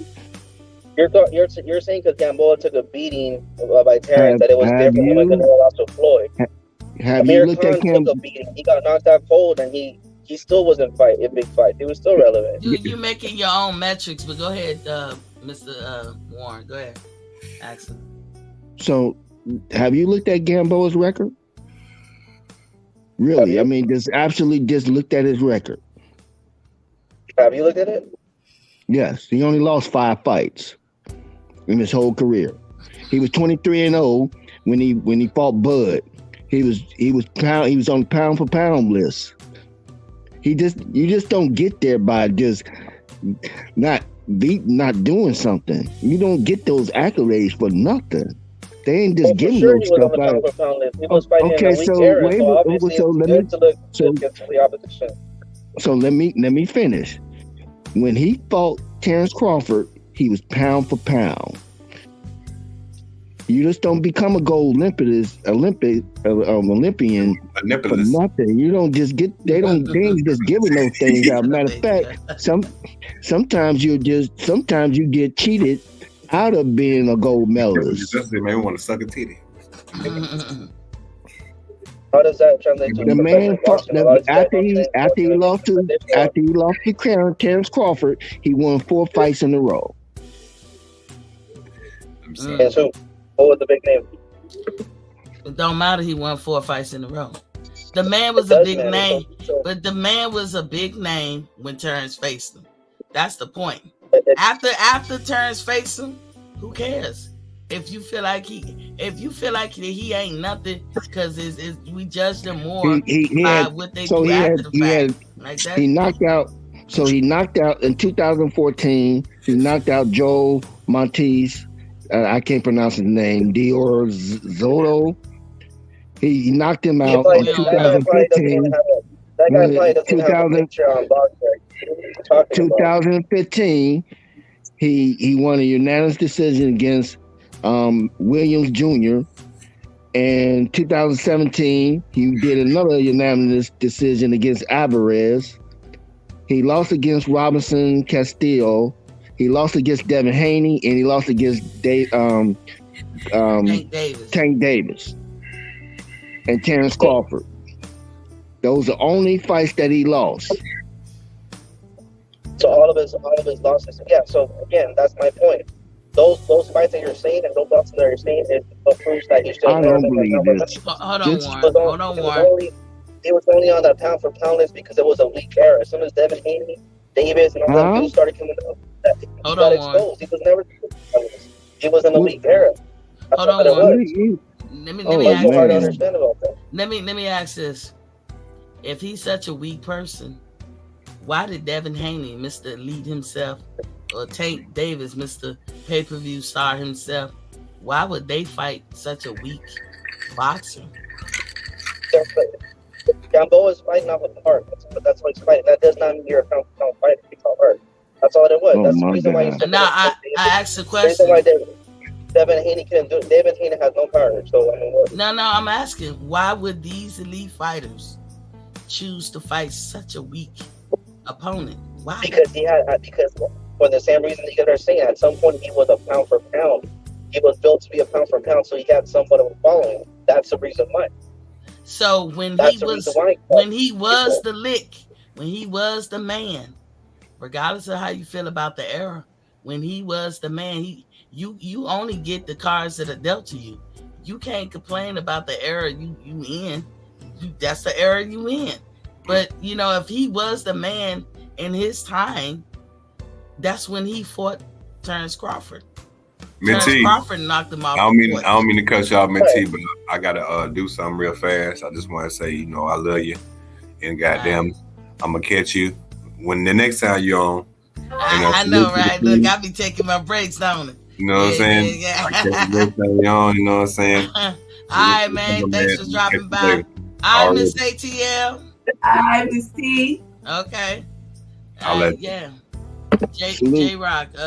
So 2014. Here's the thing. 2014. How old was Gamboa? How old was Gamboa in 2014? Listen, I don't follow him like that. I'm sure you don't either. You're reading from me. But like I said, I'm sure you're right. Whatever Terrence Crawford was dealt with, it's out of his control. But now he's in a division where it's a stacked fit. He's basically Roy Jones Jr. himself when he doesn't have to. He's fighting Larry Nance Jr. when he doesn't have to. He's not fighting for legacy. He's fighting for the big tip. This is not an era where Roy Jones fought where he had no one to fight and he had to move up. There's people to fight here. He's not fighting these people. Roy Jones in his era, he is a lot of times in his era where there was no competition for him. And he spent a lot of his era in that. Like that, it was no competition, but it wasn't. That's what I just said. Crawford is not in that situation. But in the end, and so no. has. Hey Warren, hold on. I gotta get this one. So I know you new to the show.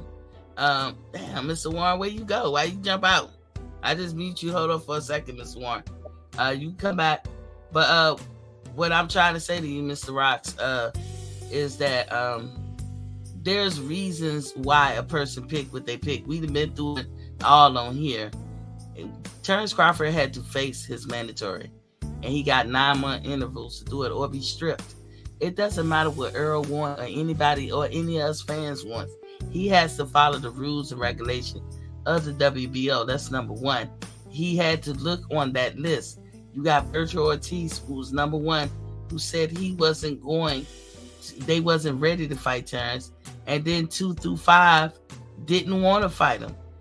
And if they did, PBC wasn't going to let that happen. So the next person was number 6. So however you put it,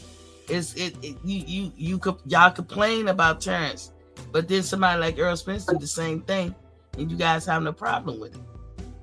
That's my issue.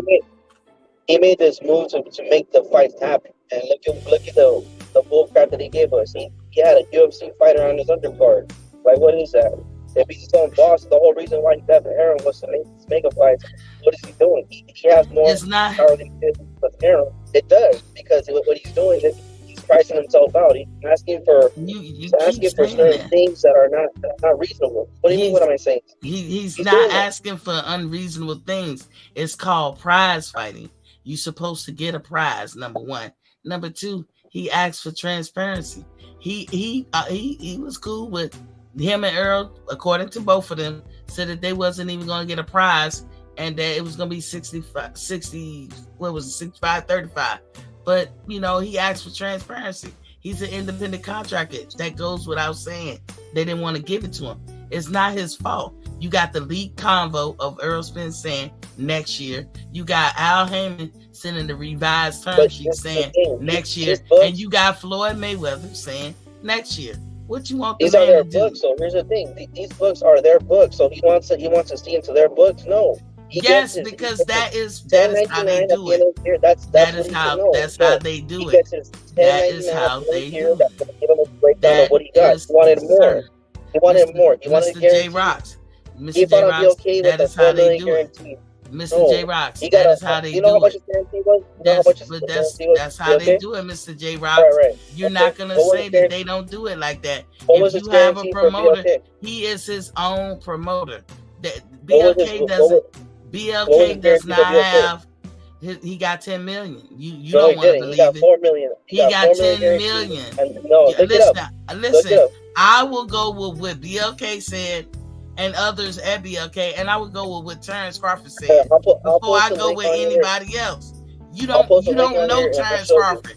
The man says 10 million, but you're not gonna go with what the man said. You're gonna go with everybody else said. Okay. But when the man said, okay, so but when the man Arrow says, I gave him transparency, you're not gonna believe him. No, because the man said he didn't get transparency. And Errol Spence don't negotiate, because Errol Spence told you, I don't have to be there. I don't do nothing. I leave it up to Al. So how the hell do Errol know what he got? Bud is acting as his own agent. He's acting as an independent contractor. He doesn't have a promoter.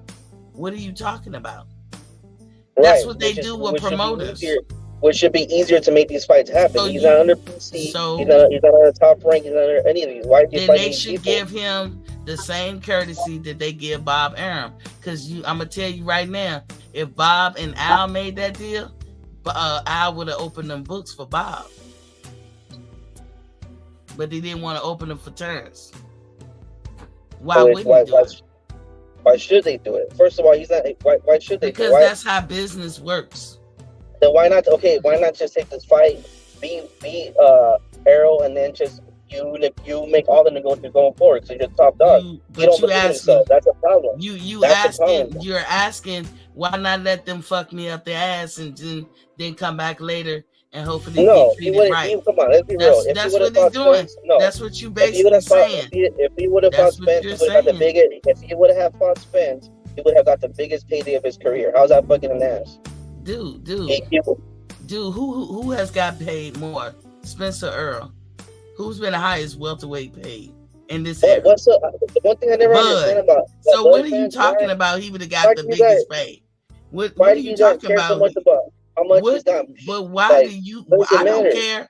I don't You care. wanna You see the guys fight? bring that up. You don't want to see the fight? You Let me guys ask you, bring that up. I'm You want to only see the Spence answering. fight? Yeah, I No, want I'm to asking see you, it, want to but see the Spence fight? I do But want to under what see it. But condition? you guys, Under what you condition? guys bring up the money. So I'm saying you guys you do. said biggest payday. Spence ain't never get paid more than Bud. Okay, so let me ask What you are this. you wanna see talking the Spence about? fight? You want to see What the are you Spence fight? talking about? Would you like to see the Spence fight? My question is, would Spence like to see the fight? Of course I want to Would see you? the fight. Under what I've condition? already answered that. But I No, don't under what? I'm not interested in Bud getting fucked in the ass with no Vaseline. That's what I'm not interested in. I'm Getting the sorry if biggest other paycheck of people his do. career would not. It's not an Obviously that don't mean shit to Spence and them, because Bud brought two investors of $25 million and Spence didn't care. Right. And Al and he said didn't want- and nobody's he did gonna not want to touch this disclose fight. who they were, but yet he wants full transparency. How does this You work? you didn't sit down to find out, Al, before you can even get to the part and say who is the investor. Al said nobody's gonna touch this fight. What part of that don't you understand? You're So bringing in two as a B-side fighter. You're bringing in two investors that you do not want to disclose. How does that make any sense? And what does that make any sense? Bud As never a said B-side fighter, you want. Bud never said he don't want to disclose it. They never got to that point. They never got to that point because we don't even know they said they don't care. Nobody's gonna touch the fight. I don't know what you don't get about that. You can't disclose. You can't even get to the discussion of disclosing who the investors are. One can be Warren Buffett and his friends. It could be Warren Buffett. How? Why? Warren Buffett and his friends. Because Warren Buffett and his friends invested in the BLK. Warren Buffett? You just asked me, so I'm trying to tell you. I'm trying to tell you. I'm trying to tell you. When you don't want to listen, you don't want to listen. But Warren Buffett invested in BLK. So why wouldn't he be an investor in Bud? Why would it be? If he did, why is he in the background? Why would he just say he's an investor and then make the fight happen? Well, get to the point to have that discussion. Don't say that nobody's gonna touch the fight. It don't matter who the investors are as far as Al Heyman, because he said nobody's gonna touch the fight. What are you talking about? Again, as a B-side fighter, and what winning in boxing is a B-side fighter coming with investors and he it's the first time. It's the first time for everything. Nobody cares. Bud don't even care. Bud don't even care if he's a B-side fighter. If he come with the money, who cares? And that's the problem. No fam. They never got he that thinks far. He's bigger than what he is. He's not. He's not. He's a B-side fighter. He beat the A-side. No, you want him to be top-ranked Toby. You want him to be a slave in top-ranked Toby. Bud don't see himself like that. And everything y'all say, y'all be lying about him. And then he prove y'all wrong. And he always come out on top. He's the highest paid welterweight, not Spence. He's the highest paid welterweight. And he's not going to take the Spence fight. He's the highest paid welterweight, not Spence. He's the highest paid welterweight, not Spence. And what does that matter? Why does that matter? Because those are y'all metrics. Those are y'all metrics. Let me ask you a question. I've already answered that question. Listen, I've already answered. All right, well, last question. What would you prefer? For him to fight top fighter? I don't care. Listen, well, they gotta ask themselves, do they want to fight Bud? They the ones running. I'm asking, what would you prefer? For Bud to fight top competition or for him to get paid? What would you prefer? I prefer Bud to fight whoever's in front of him. Go ahead, activist. You got the floor. All right, I'm out. Yeah, what you running for? Don't slide out the ring. No, I'm trying to listen to you. I want to hear what his point. I came in when he was over talking you, talking about what is this and Bud is B-side and all this and that. What is his issue? What did he come up here saying? I don't know what he's trying to say, but he's a Spence fan, and he just slid out. I could tell that. Yeah, I heard that loud and clear. He sound like Lamar, but he's a Spence fan who slid out the ring when another man came up in place. Damn, you and your shoulders. You and your shoulders. So what is your point? What is your main point? What do you disagree with my sister about? Well, this is your sister. Oh shit. We were talking about Gamboa first. That's what we're talking about. Now we got into Arrow. What you think about Gamboa? Was that a good fight for Bud? I think it was probably a great fight. I mean, it was a time when Gamboa was, he was the hottest thing smoking, but I mean, he wasn't still at his prime or still getting all that super duper shine like he did when he was undefeated. But I mean, I don't see that as no easy fight. But if Bud made it look easy, then that's just a testament to Bud. Would it be fair to say that Gamboa was built to be this person that he wasn't? What did he do after that? After that loss against Terrence Crawford? Nah, I'm not gonna say that. I'm not gonna say that Gamboa was built up. No, he wasn't overhyped or nothing. I was a huge Gamboa fan. Gamboa was like little Cuban Mike Tyson. Like that dude was ferocious. Like the way that we talk about Tank now, that's how we was talking about Gamboa when he was hot. But some fighters are just never the same after they get that first L, after that mystique is broken. So I'm not gonna say that he was overhyped, but sometimes people just don't bounce back after that loss when they put themselves on the pedestal and you the next best thing and you the greatest thing and blah blah blah. And now you got an L on your record. So he was Patrick. And that's he my was point. undefeated. That's my point. He was undefeated when he faced. I'm sorry, J-Rock. He was undefeated when he faced Bud. So that big mystique about him and all them accolades that he had, and he was the truth. He was that going into the Bud fight. Bud snatches that. Exactly. That's how that happens. It happens like that in everything, in entertainment, in rap, whatever. If you the biggest thing, and then somebody come and dethrone you, they take all that prestige that you had. You lose it. You got whooped by this dude. And if people want to say Bud was a no name or this up and coming dude that had a little bit of potential or whatever, well, when he beat Gamboa and Gamboa is supposed to be the truth, then that makes Bud the truth. No, it was a weak era. You're right. Okay, it was so. Do you think that was a good era? It was a strong era. Talk about Indagu. We're talking about. I mean, I don't really know. I don't think that is really. I think right now what we seeing is probably the strongest era that we seen in a long time since Floyd and Pacquiao and De La Hoya and all them heyday when they was running shit. But like when they went out boxing, we wasn't talking about boxing like talking about Deontay Wilder. Heavyweights. It was some heavyweight conversation. But as far as in the middleweight classes, the lower weight divisions, this is the most talent that we've seen, in one place in a long ass time in boxing. Exactly, and that's all I'm trying to say. Is obviously, it's not Bud's fault. I mean, that's what he had in front of him. That's what the competition was, and that's what it is. But for people to sit there and compare his resume to Spence, what would you say? You think he actually has a better resume than Spence? Be honest. I'm gonna say the fact that he's a multi-division champion is already gonna make him. Against a Horn and against Gamboa. Okay. You saying those the only notable fights he had? Phyllis Diaz, Victor Postal, Indago. I think Victor Postal was one. I think Victor Postal. I give him credit for was an avoided fighter, and Delorme was something too when he fought him. He only had one loss. But the point is, Bud was a 3-division champion, two times lineal, 2 times ring, undisputed champion, and now champion, and been champion for over 10 years. He's elevated now to the Super WBO champion, and you have to have defended your title 10 times consecutively to get that, amongst other requirements. So I just think that, I don't like disparaging remarks about any fighter because they do more than we do and they get in that ring. But if we gonna say that about Bud, then I don't see the daylight between him and Spence because Spence got like That's one that's or that, two. that's what I was about to say. Look, that's what I was gonna say, J Rock. Like, I'm a fan of boxing.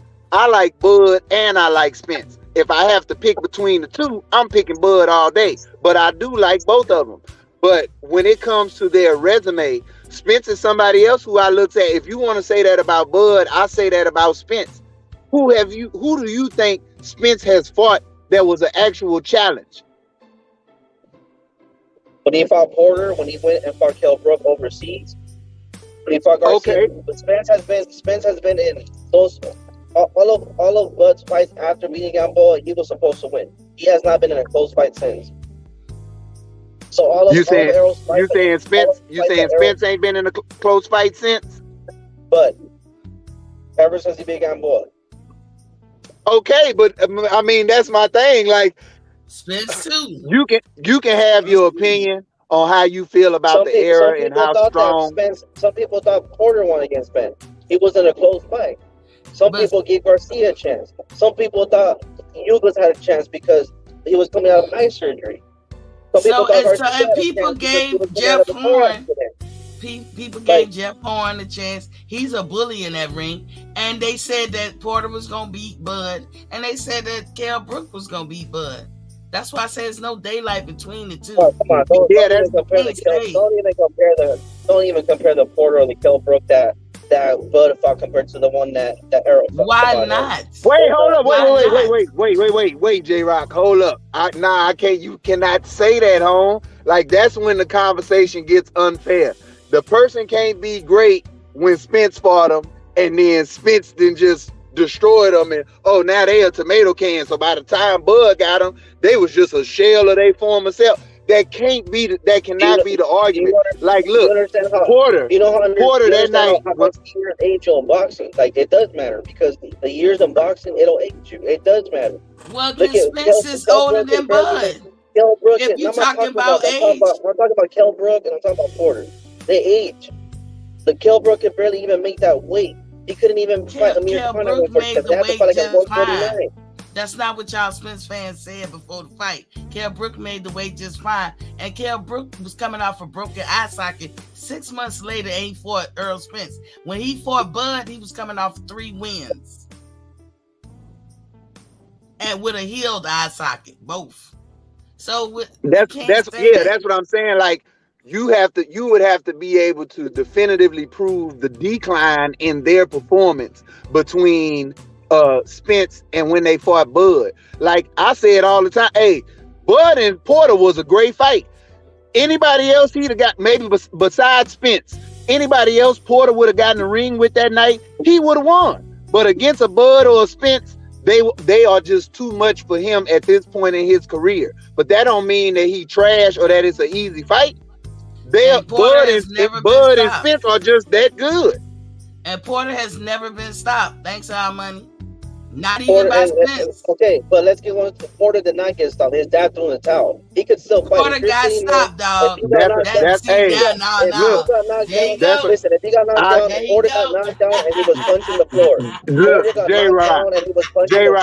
And his dad come on, J-Rock. Come on, dog. Training seriously. Come on now. Look, J-Rock, I got you.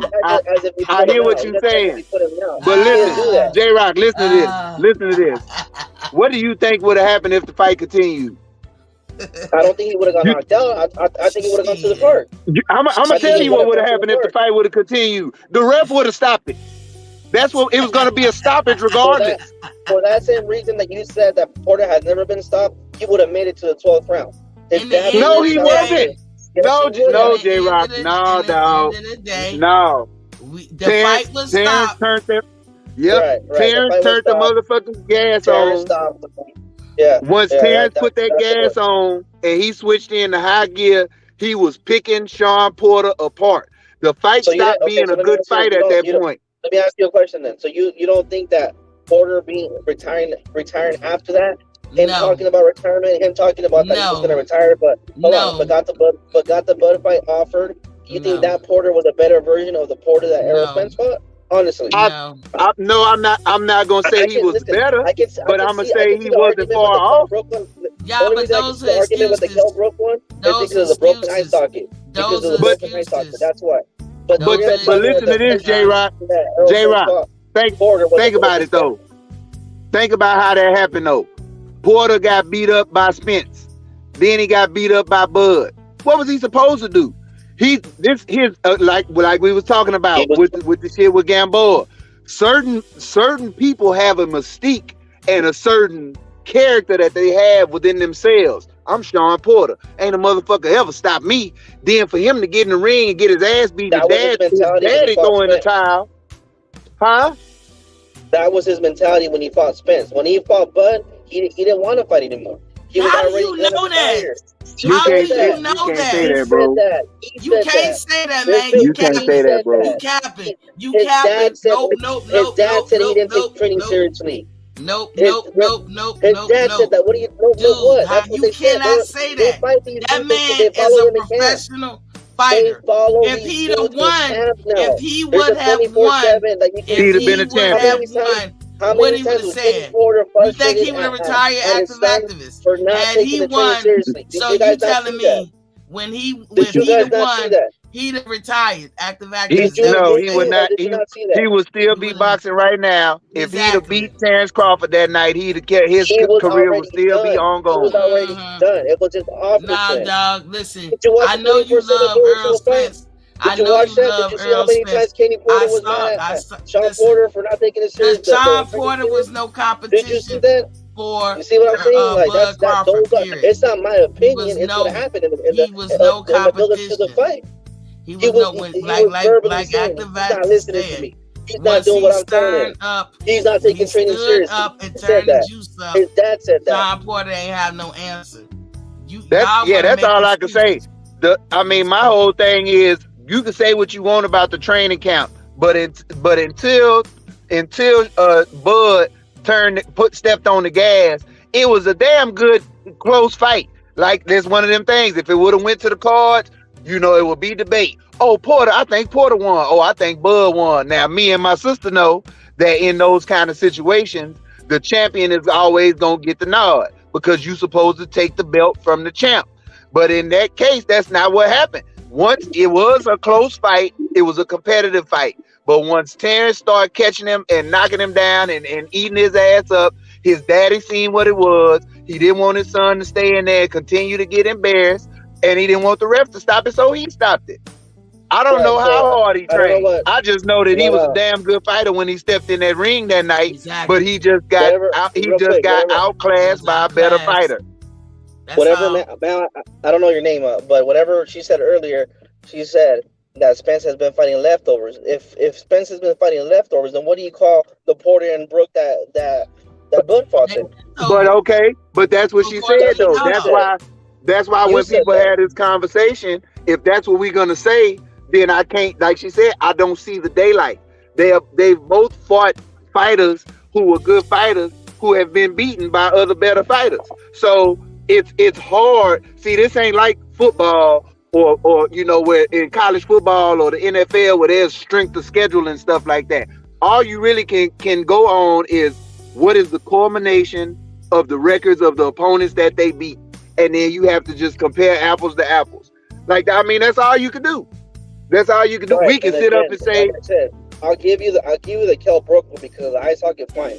But the one with Porter, you cannot compare the drive Porter had when he was still fighting under PBC, the top opposition. He was fighting under PBC. Person that his dad was telling him that he wasn't taking training seriously. It's not me. This is my opinion. So let me ask you, J Rock. Let me ask you this. Hold on, J Rock. J Rock.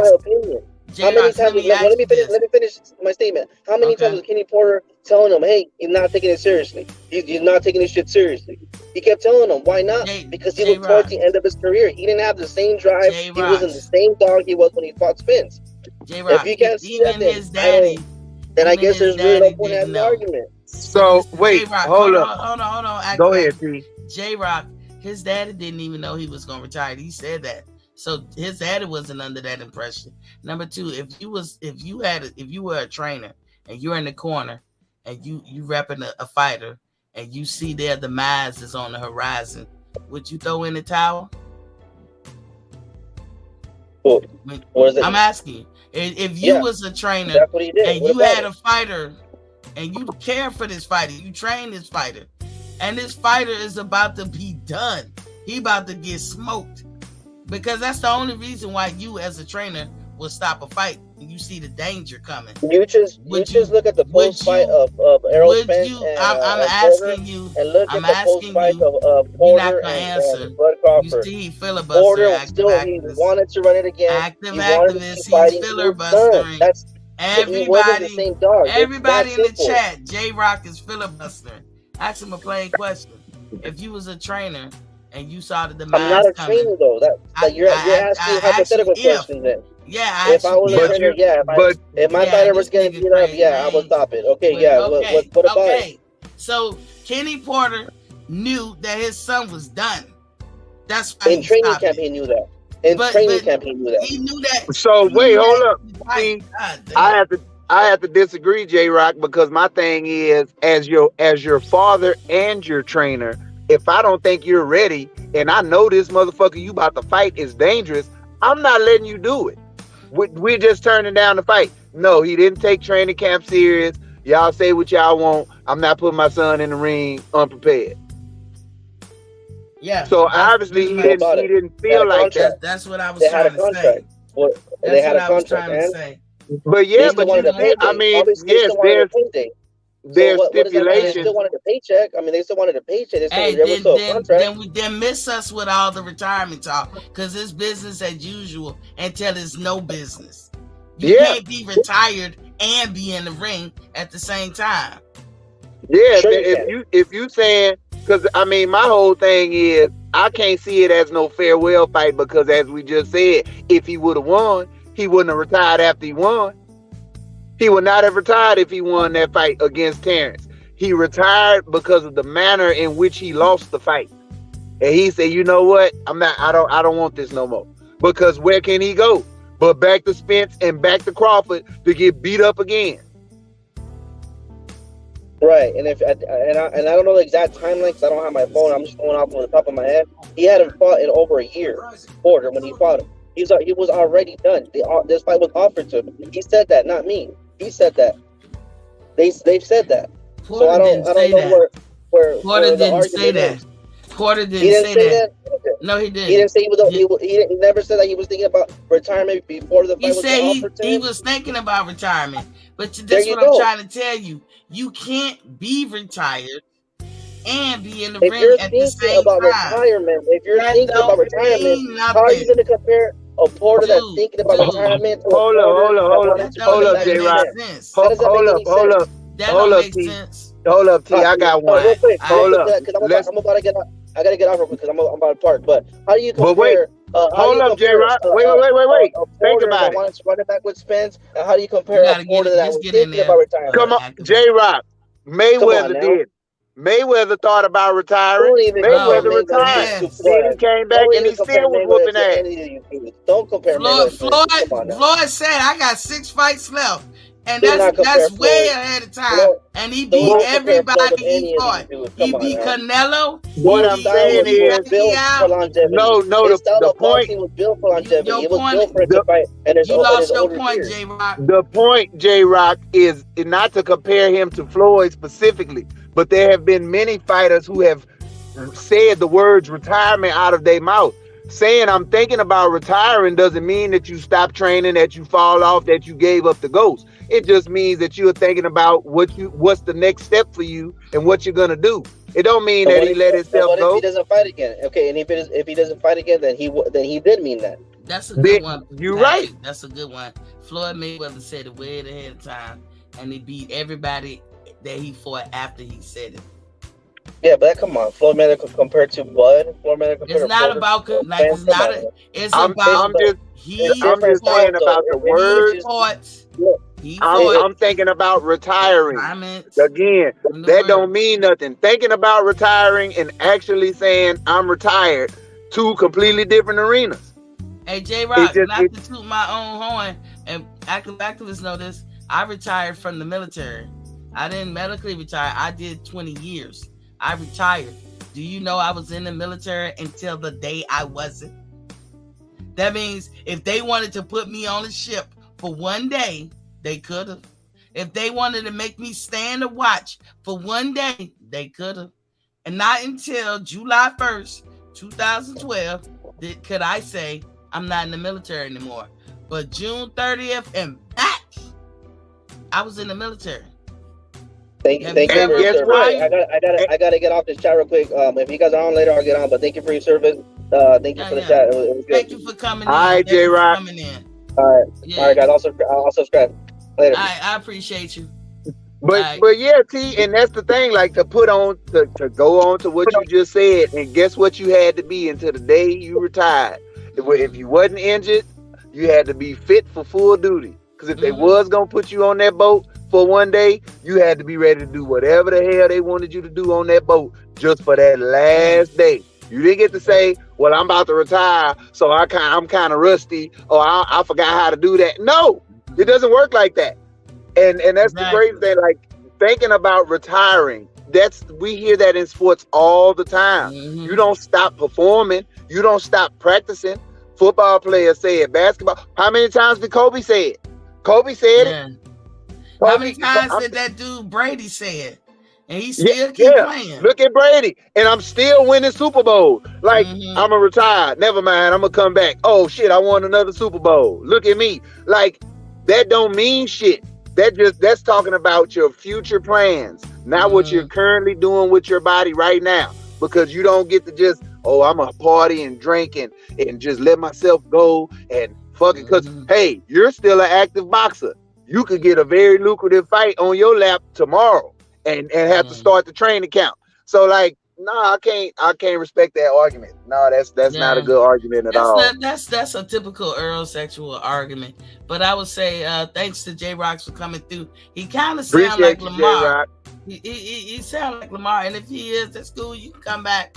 You know, no problems. We respect your opinion, but you know your points got to be valid and logical. We not accepting this year, especially on my channel, illogical, chaotic, hypocritical shit. Yeah, stop the hypocrisy. Exactly. That's right.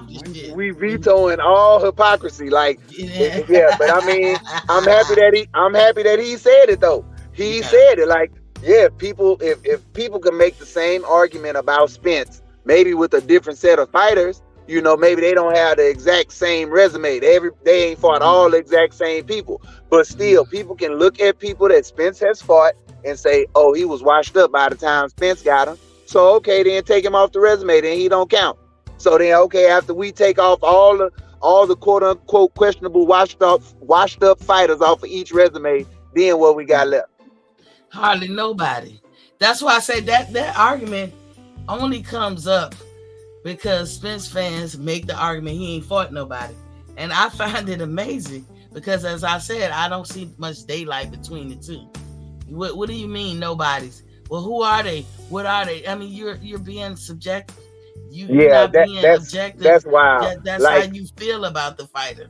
Yeah, exactly. Like that's my thing. To call an undefeated Gamboa a nobody. Like in what universe?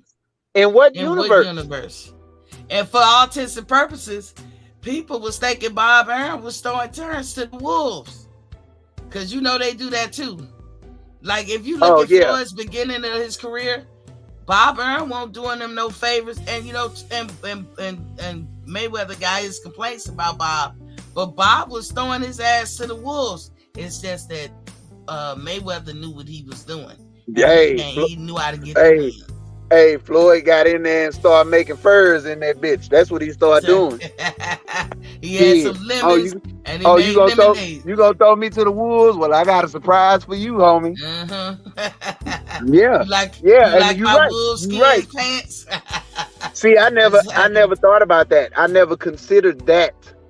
But you're right. I never considered that about the Bud and Gamboa fight. Like, oh, y'all gave him this fight thinking this was gonna be a for sure win for Gamboa. He was just gonna get in there and just whoop Bud, huh? I mean, they didn't believe that. And then they'll say, What Errol Spence went overseas to get his championship. Bud did the same thing. Well, Ricky Burns won that. How? 3 division champion? How was he nothing? Nobody was beating this nigga's ass. How was he nothing? Yeah, Just went that's in his backyard and took it. Yeah, Just like that's Earl did. crazy. I mean, I would never accept that or respect that argument. Like you say, this man a 3 division champion. So you want to say every champion that he beat and took a belt from in all 3 of them divisions, they was all nobodies. Nobody's. Like- Or Jeff like- Horn. Look how pressurous Jeff Horn is. You telling me he wouldn't be all over Spence if he had a chance? He might not be the same now that Bud beat him, but Jeff Horn is a pressure fighter. And you saw Yeah. that they was muscling each other. They kind of was wrestling a little bit, and Bud was showing them, nigga, you can Yeah, make it was. them Hey, them boys had a scrap. That's right. Yeah, They was scrapping. That was a fight. That was a man's fight right there. You right. exactly. And Victor Poster, everybody ran from this dude. People was ducking him, including Danny Garcia and all of them. Danny didn't want to fight Bud. Mikey Garcia been shelved for like what 2 or 3 years when he was in his dispute with Bob Arum. Now he can look in retrospect and say, damn, I should have just kept my mouth shut and played the wall. Because Bud wasn't shelved. Now Bob did his dirty deed with Bud because Bud had the sense enough to make a contract to say, hey, you got to give me at least 2 fights. Not only do you got to give me at least 2 fights, you got to pay me twice. And not only you got to pay me, you got to pay me on average $5 million a fight. And then they would, it'll be the biggest money he ever made. He is the highest paid welterweight. And What are see, you and that's what talking I wanted to talk to J Rock about too. Is like, how do you say that doesn't mean anything? Like that means a lot. That means a lot. I have the record and the resume that commands me being able to get that kind of pay. Like, what you mean? It don't mean nothing that I'm the highest paid welterweight. That means a lot. But it don't mean nothing, Patrick, because it destroys their narrative. Because they like to think that the big fish makes a lot of money, and Al Heyman won't pay that dude over $2 million. And I've advocated that by now, surely PBC should have been paying Errol Spence $10 million plus, but he won't. He pay him $2 million or 1.5. That's not Bud's fault. Blame Al. Exactly. Bud don't make Errol contracts. Exactly. Mm-hmm. Yeah, that's crazy. You're right. As much money as he's made PBC, he is their young messiah, and he's the one that everybody know and that everybody like. He has the most universal fan base out of all of them, because I mean, it was him and it was the Charlos for a little bit, but they start having their little mishaps and stuff, and yeah, it's crazy, man. I don't get the argument. You're right. It's a narrative that is trying to be pushed, because when you break the argument down, the logic is just non-existent.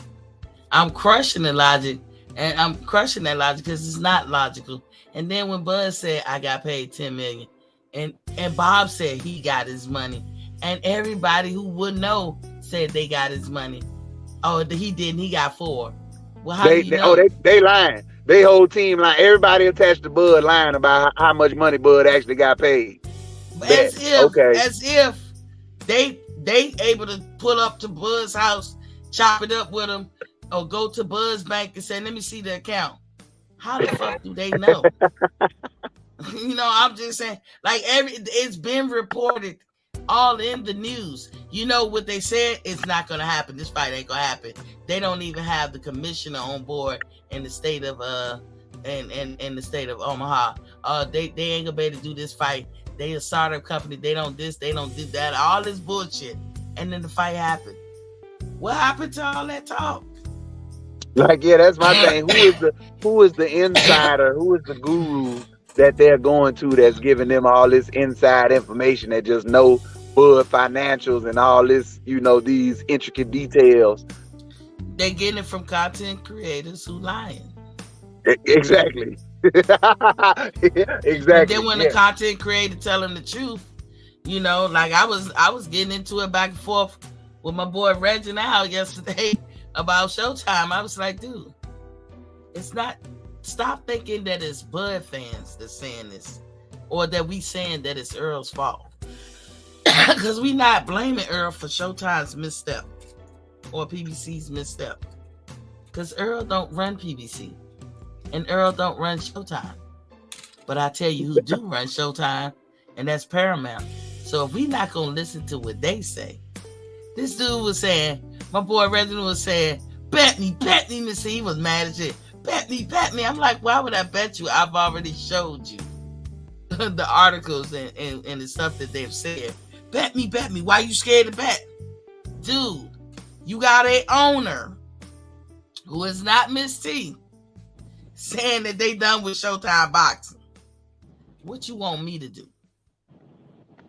Yeah, that's crazy. Like what you said, if they've said that they're going to be restructuring and that boxing is not going to be a part of their programming anymore, like, I don't understand how you argue with that. Like, this is coming, as we say in in anime and manga circles, it's called word of God. Like, this is word of God. This is the company who makes those decisions, and they're telling you that, and you saying you lying. That's like me telling the director of a movie, nah, I don't like that line. You got that line wrong. It's not my movie. I'm just an actor.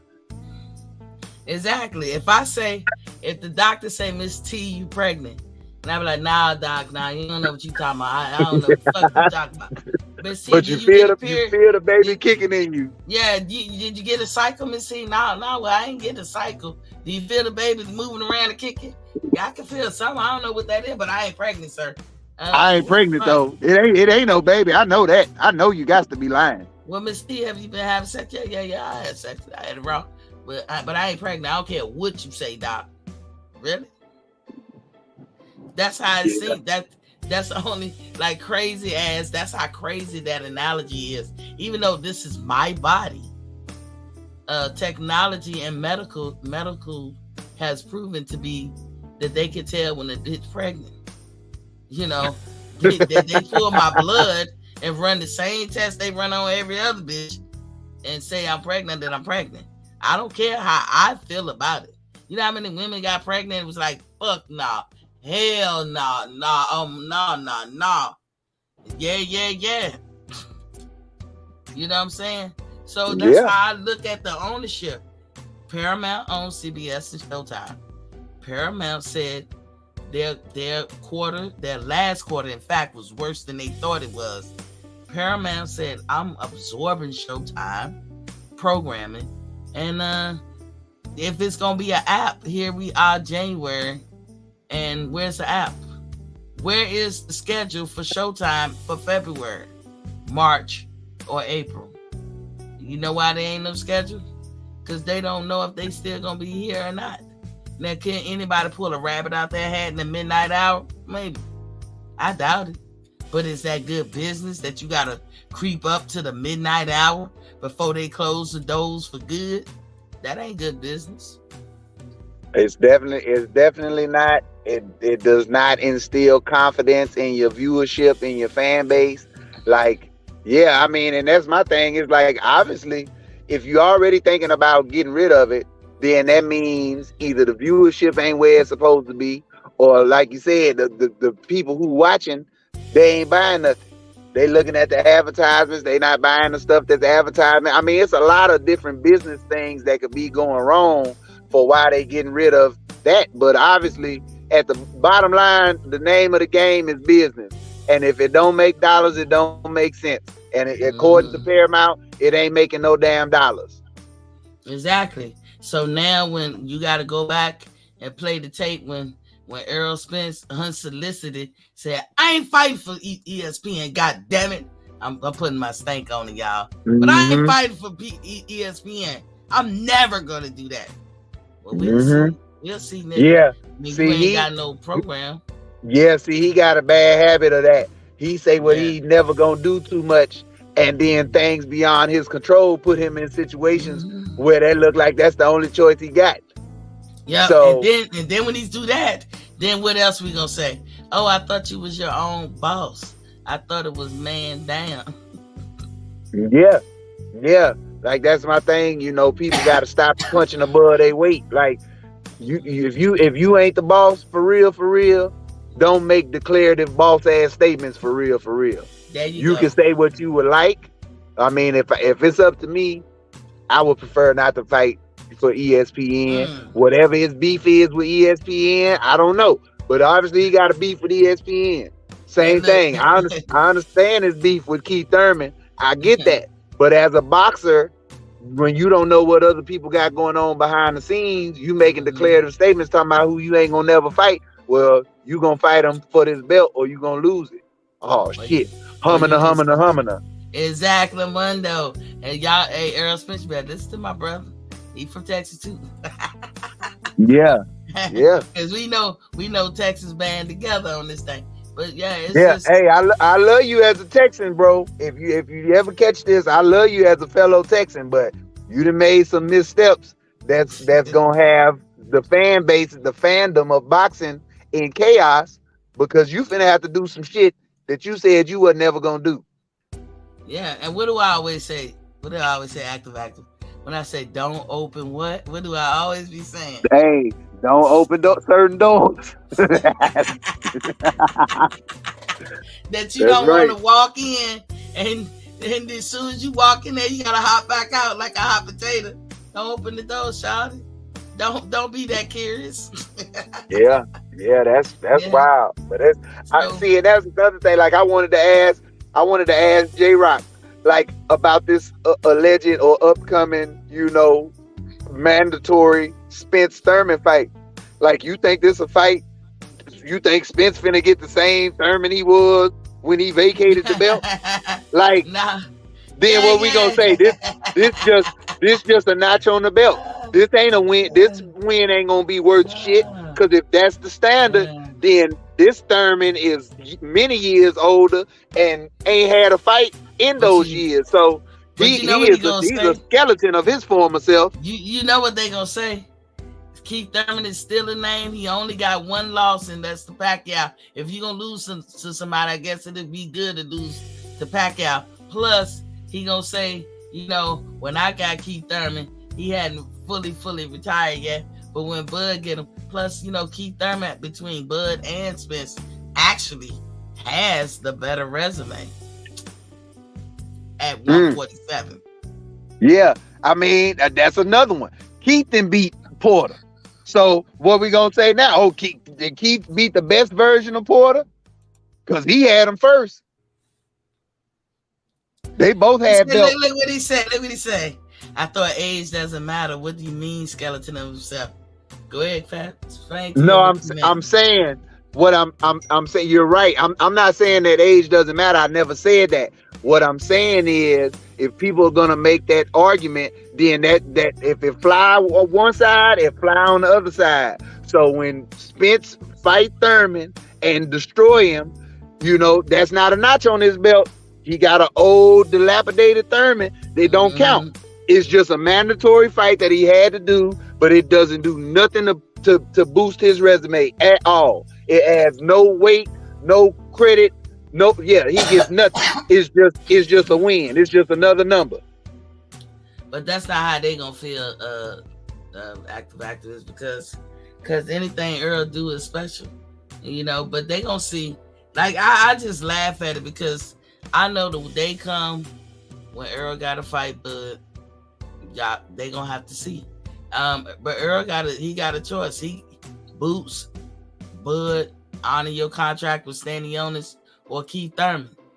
He the one that got to be strategically picking. We'll see what he do. Yeah, I mean, J-Rock said he agreed. Spence gonna be fighting a washed Thurman. You say that, and I respect you for saying that. But do you think the rest of Spence fans gonna see it like that? No, they ain't gonna see it like that. Oh man, he's fought Thurman, blah blah blah. Keith Thurman, that's one time. I mean, yeah, he was out the ring for a while, but I mean, that's still Keith one time Thurman. And I mean, he was the emeritus champ. So I mean, it ain't like he was just some scrub. Like, okay. Mm-hmm. But the point is, he washed out all them injuries. This, that, and that. You can say that about Thurman. So why fight Thurman? Plus, you say you'll never fight Thurman. Take the L out of lover, right? it's over. You ain't never fighting Thurman. And you man down, you your own boss. But if he get in that ring with Thurman, there's so many things that he said was either a lie or he contradicted himself. This is what we be getting on Earl about. That's what let me speak for myself. I be getting on Earl about. He is basically fighting a known name like Tank Davon fighting Gamboa just has been. Well, if you saying that, then why you keep saying that Gamboa won't nothing when Bud fought him? Do you see the craziness of that? That's all we were saying. But it's 3.5 hours. Activist. What you doing right now? You working tonight?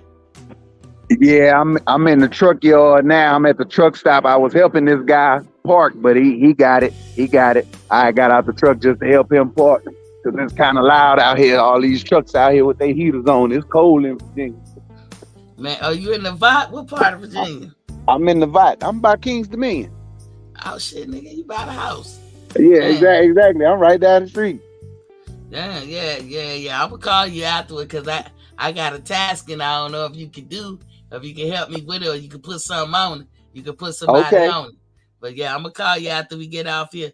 You got any last words for the Boxing Fans Talk TV fam? Hey man, shout out to Boxing Fans Talk TV, man. Support my big sister, man. I love the channel. You know, she always gonna give y'all the real. It may be unpopular. People gonna come in here with the rah-rah and the rowdiness, but she gonna handle it. And if I'm available and I can jump in with her, I'm gonna help her handle it. But yeah, man, to my Spence fans, man, like I say, I just want y'all to know, like I say, I'm a true boxing fan, and I really like both of them. And I just wish that the pettiness between the fandom would stop. I just want us to just promote boxing, understand that business interests are getting in the way most of the time, and it's not just the fighters being petty and picking and cherry picking fights. It's the business interests. Dates ain't lining up. Money ain't lining up. If we took scheduling and money out of it, we could all get the best fights that we wanted every time. But because it's business, it don't always work like that. So we just got to be understanding as fans and just, not make up stories, not come up with conspiracy theories and all this, but just think about the real business interest that's really controlling what we get to see happen in the ring. All right. Well, see, thanks for my little bro for coming up. J-Rocks, thanks for you coming on. Mr. Warren, thanks for coming on. Quentin, thanks for coming on. ATL, thanks for coming on. Y'all are always welcome. We will probably, like my little bro say, we'll disagree. But hey, it's just boxing, y'all. So let's all woosah. Hug it up. That's me giving y'all a big ass hug. Telling y'all I love y'all and be safe out there. Prosperity to all. We hope we get all that we desire. Be safe most and foremost. But no matter what your opinion is, it may line up with mine, it may not. It's all good. It's all love over here. We respect your opinion and all that. Only time you'll see Miss T come out of her skin is when y'all saying something crazy. Like when y'all can't differentiate from one year to the next year, like common sense, regular shit a 5-year-old can understand. And then I be like, what the fuck we got going on here? That's the only time y'all see me coming out my skin. But other than that, you got your opinion. I have my opinion. And yeah, we do talk passionate, but it's all love in the end. Remember, y'all, it's just boxing. What did Allen Iverson say? It's just practice. We talking practice. It's just boxing, y'all. It's just a sport. But with saying all that, y'all know how I do. I'm going to get up out of here in my Pamela James voice. Peace.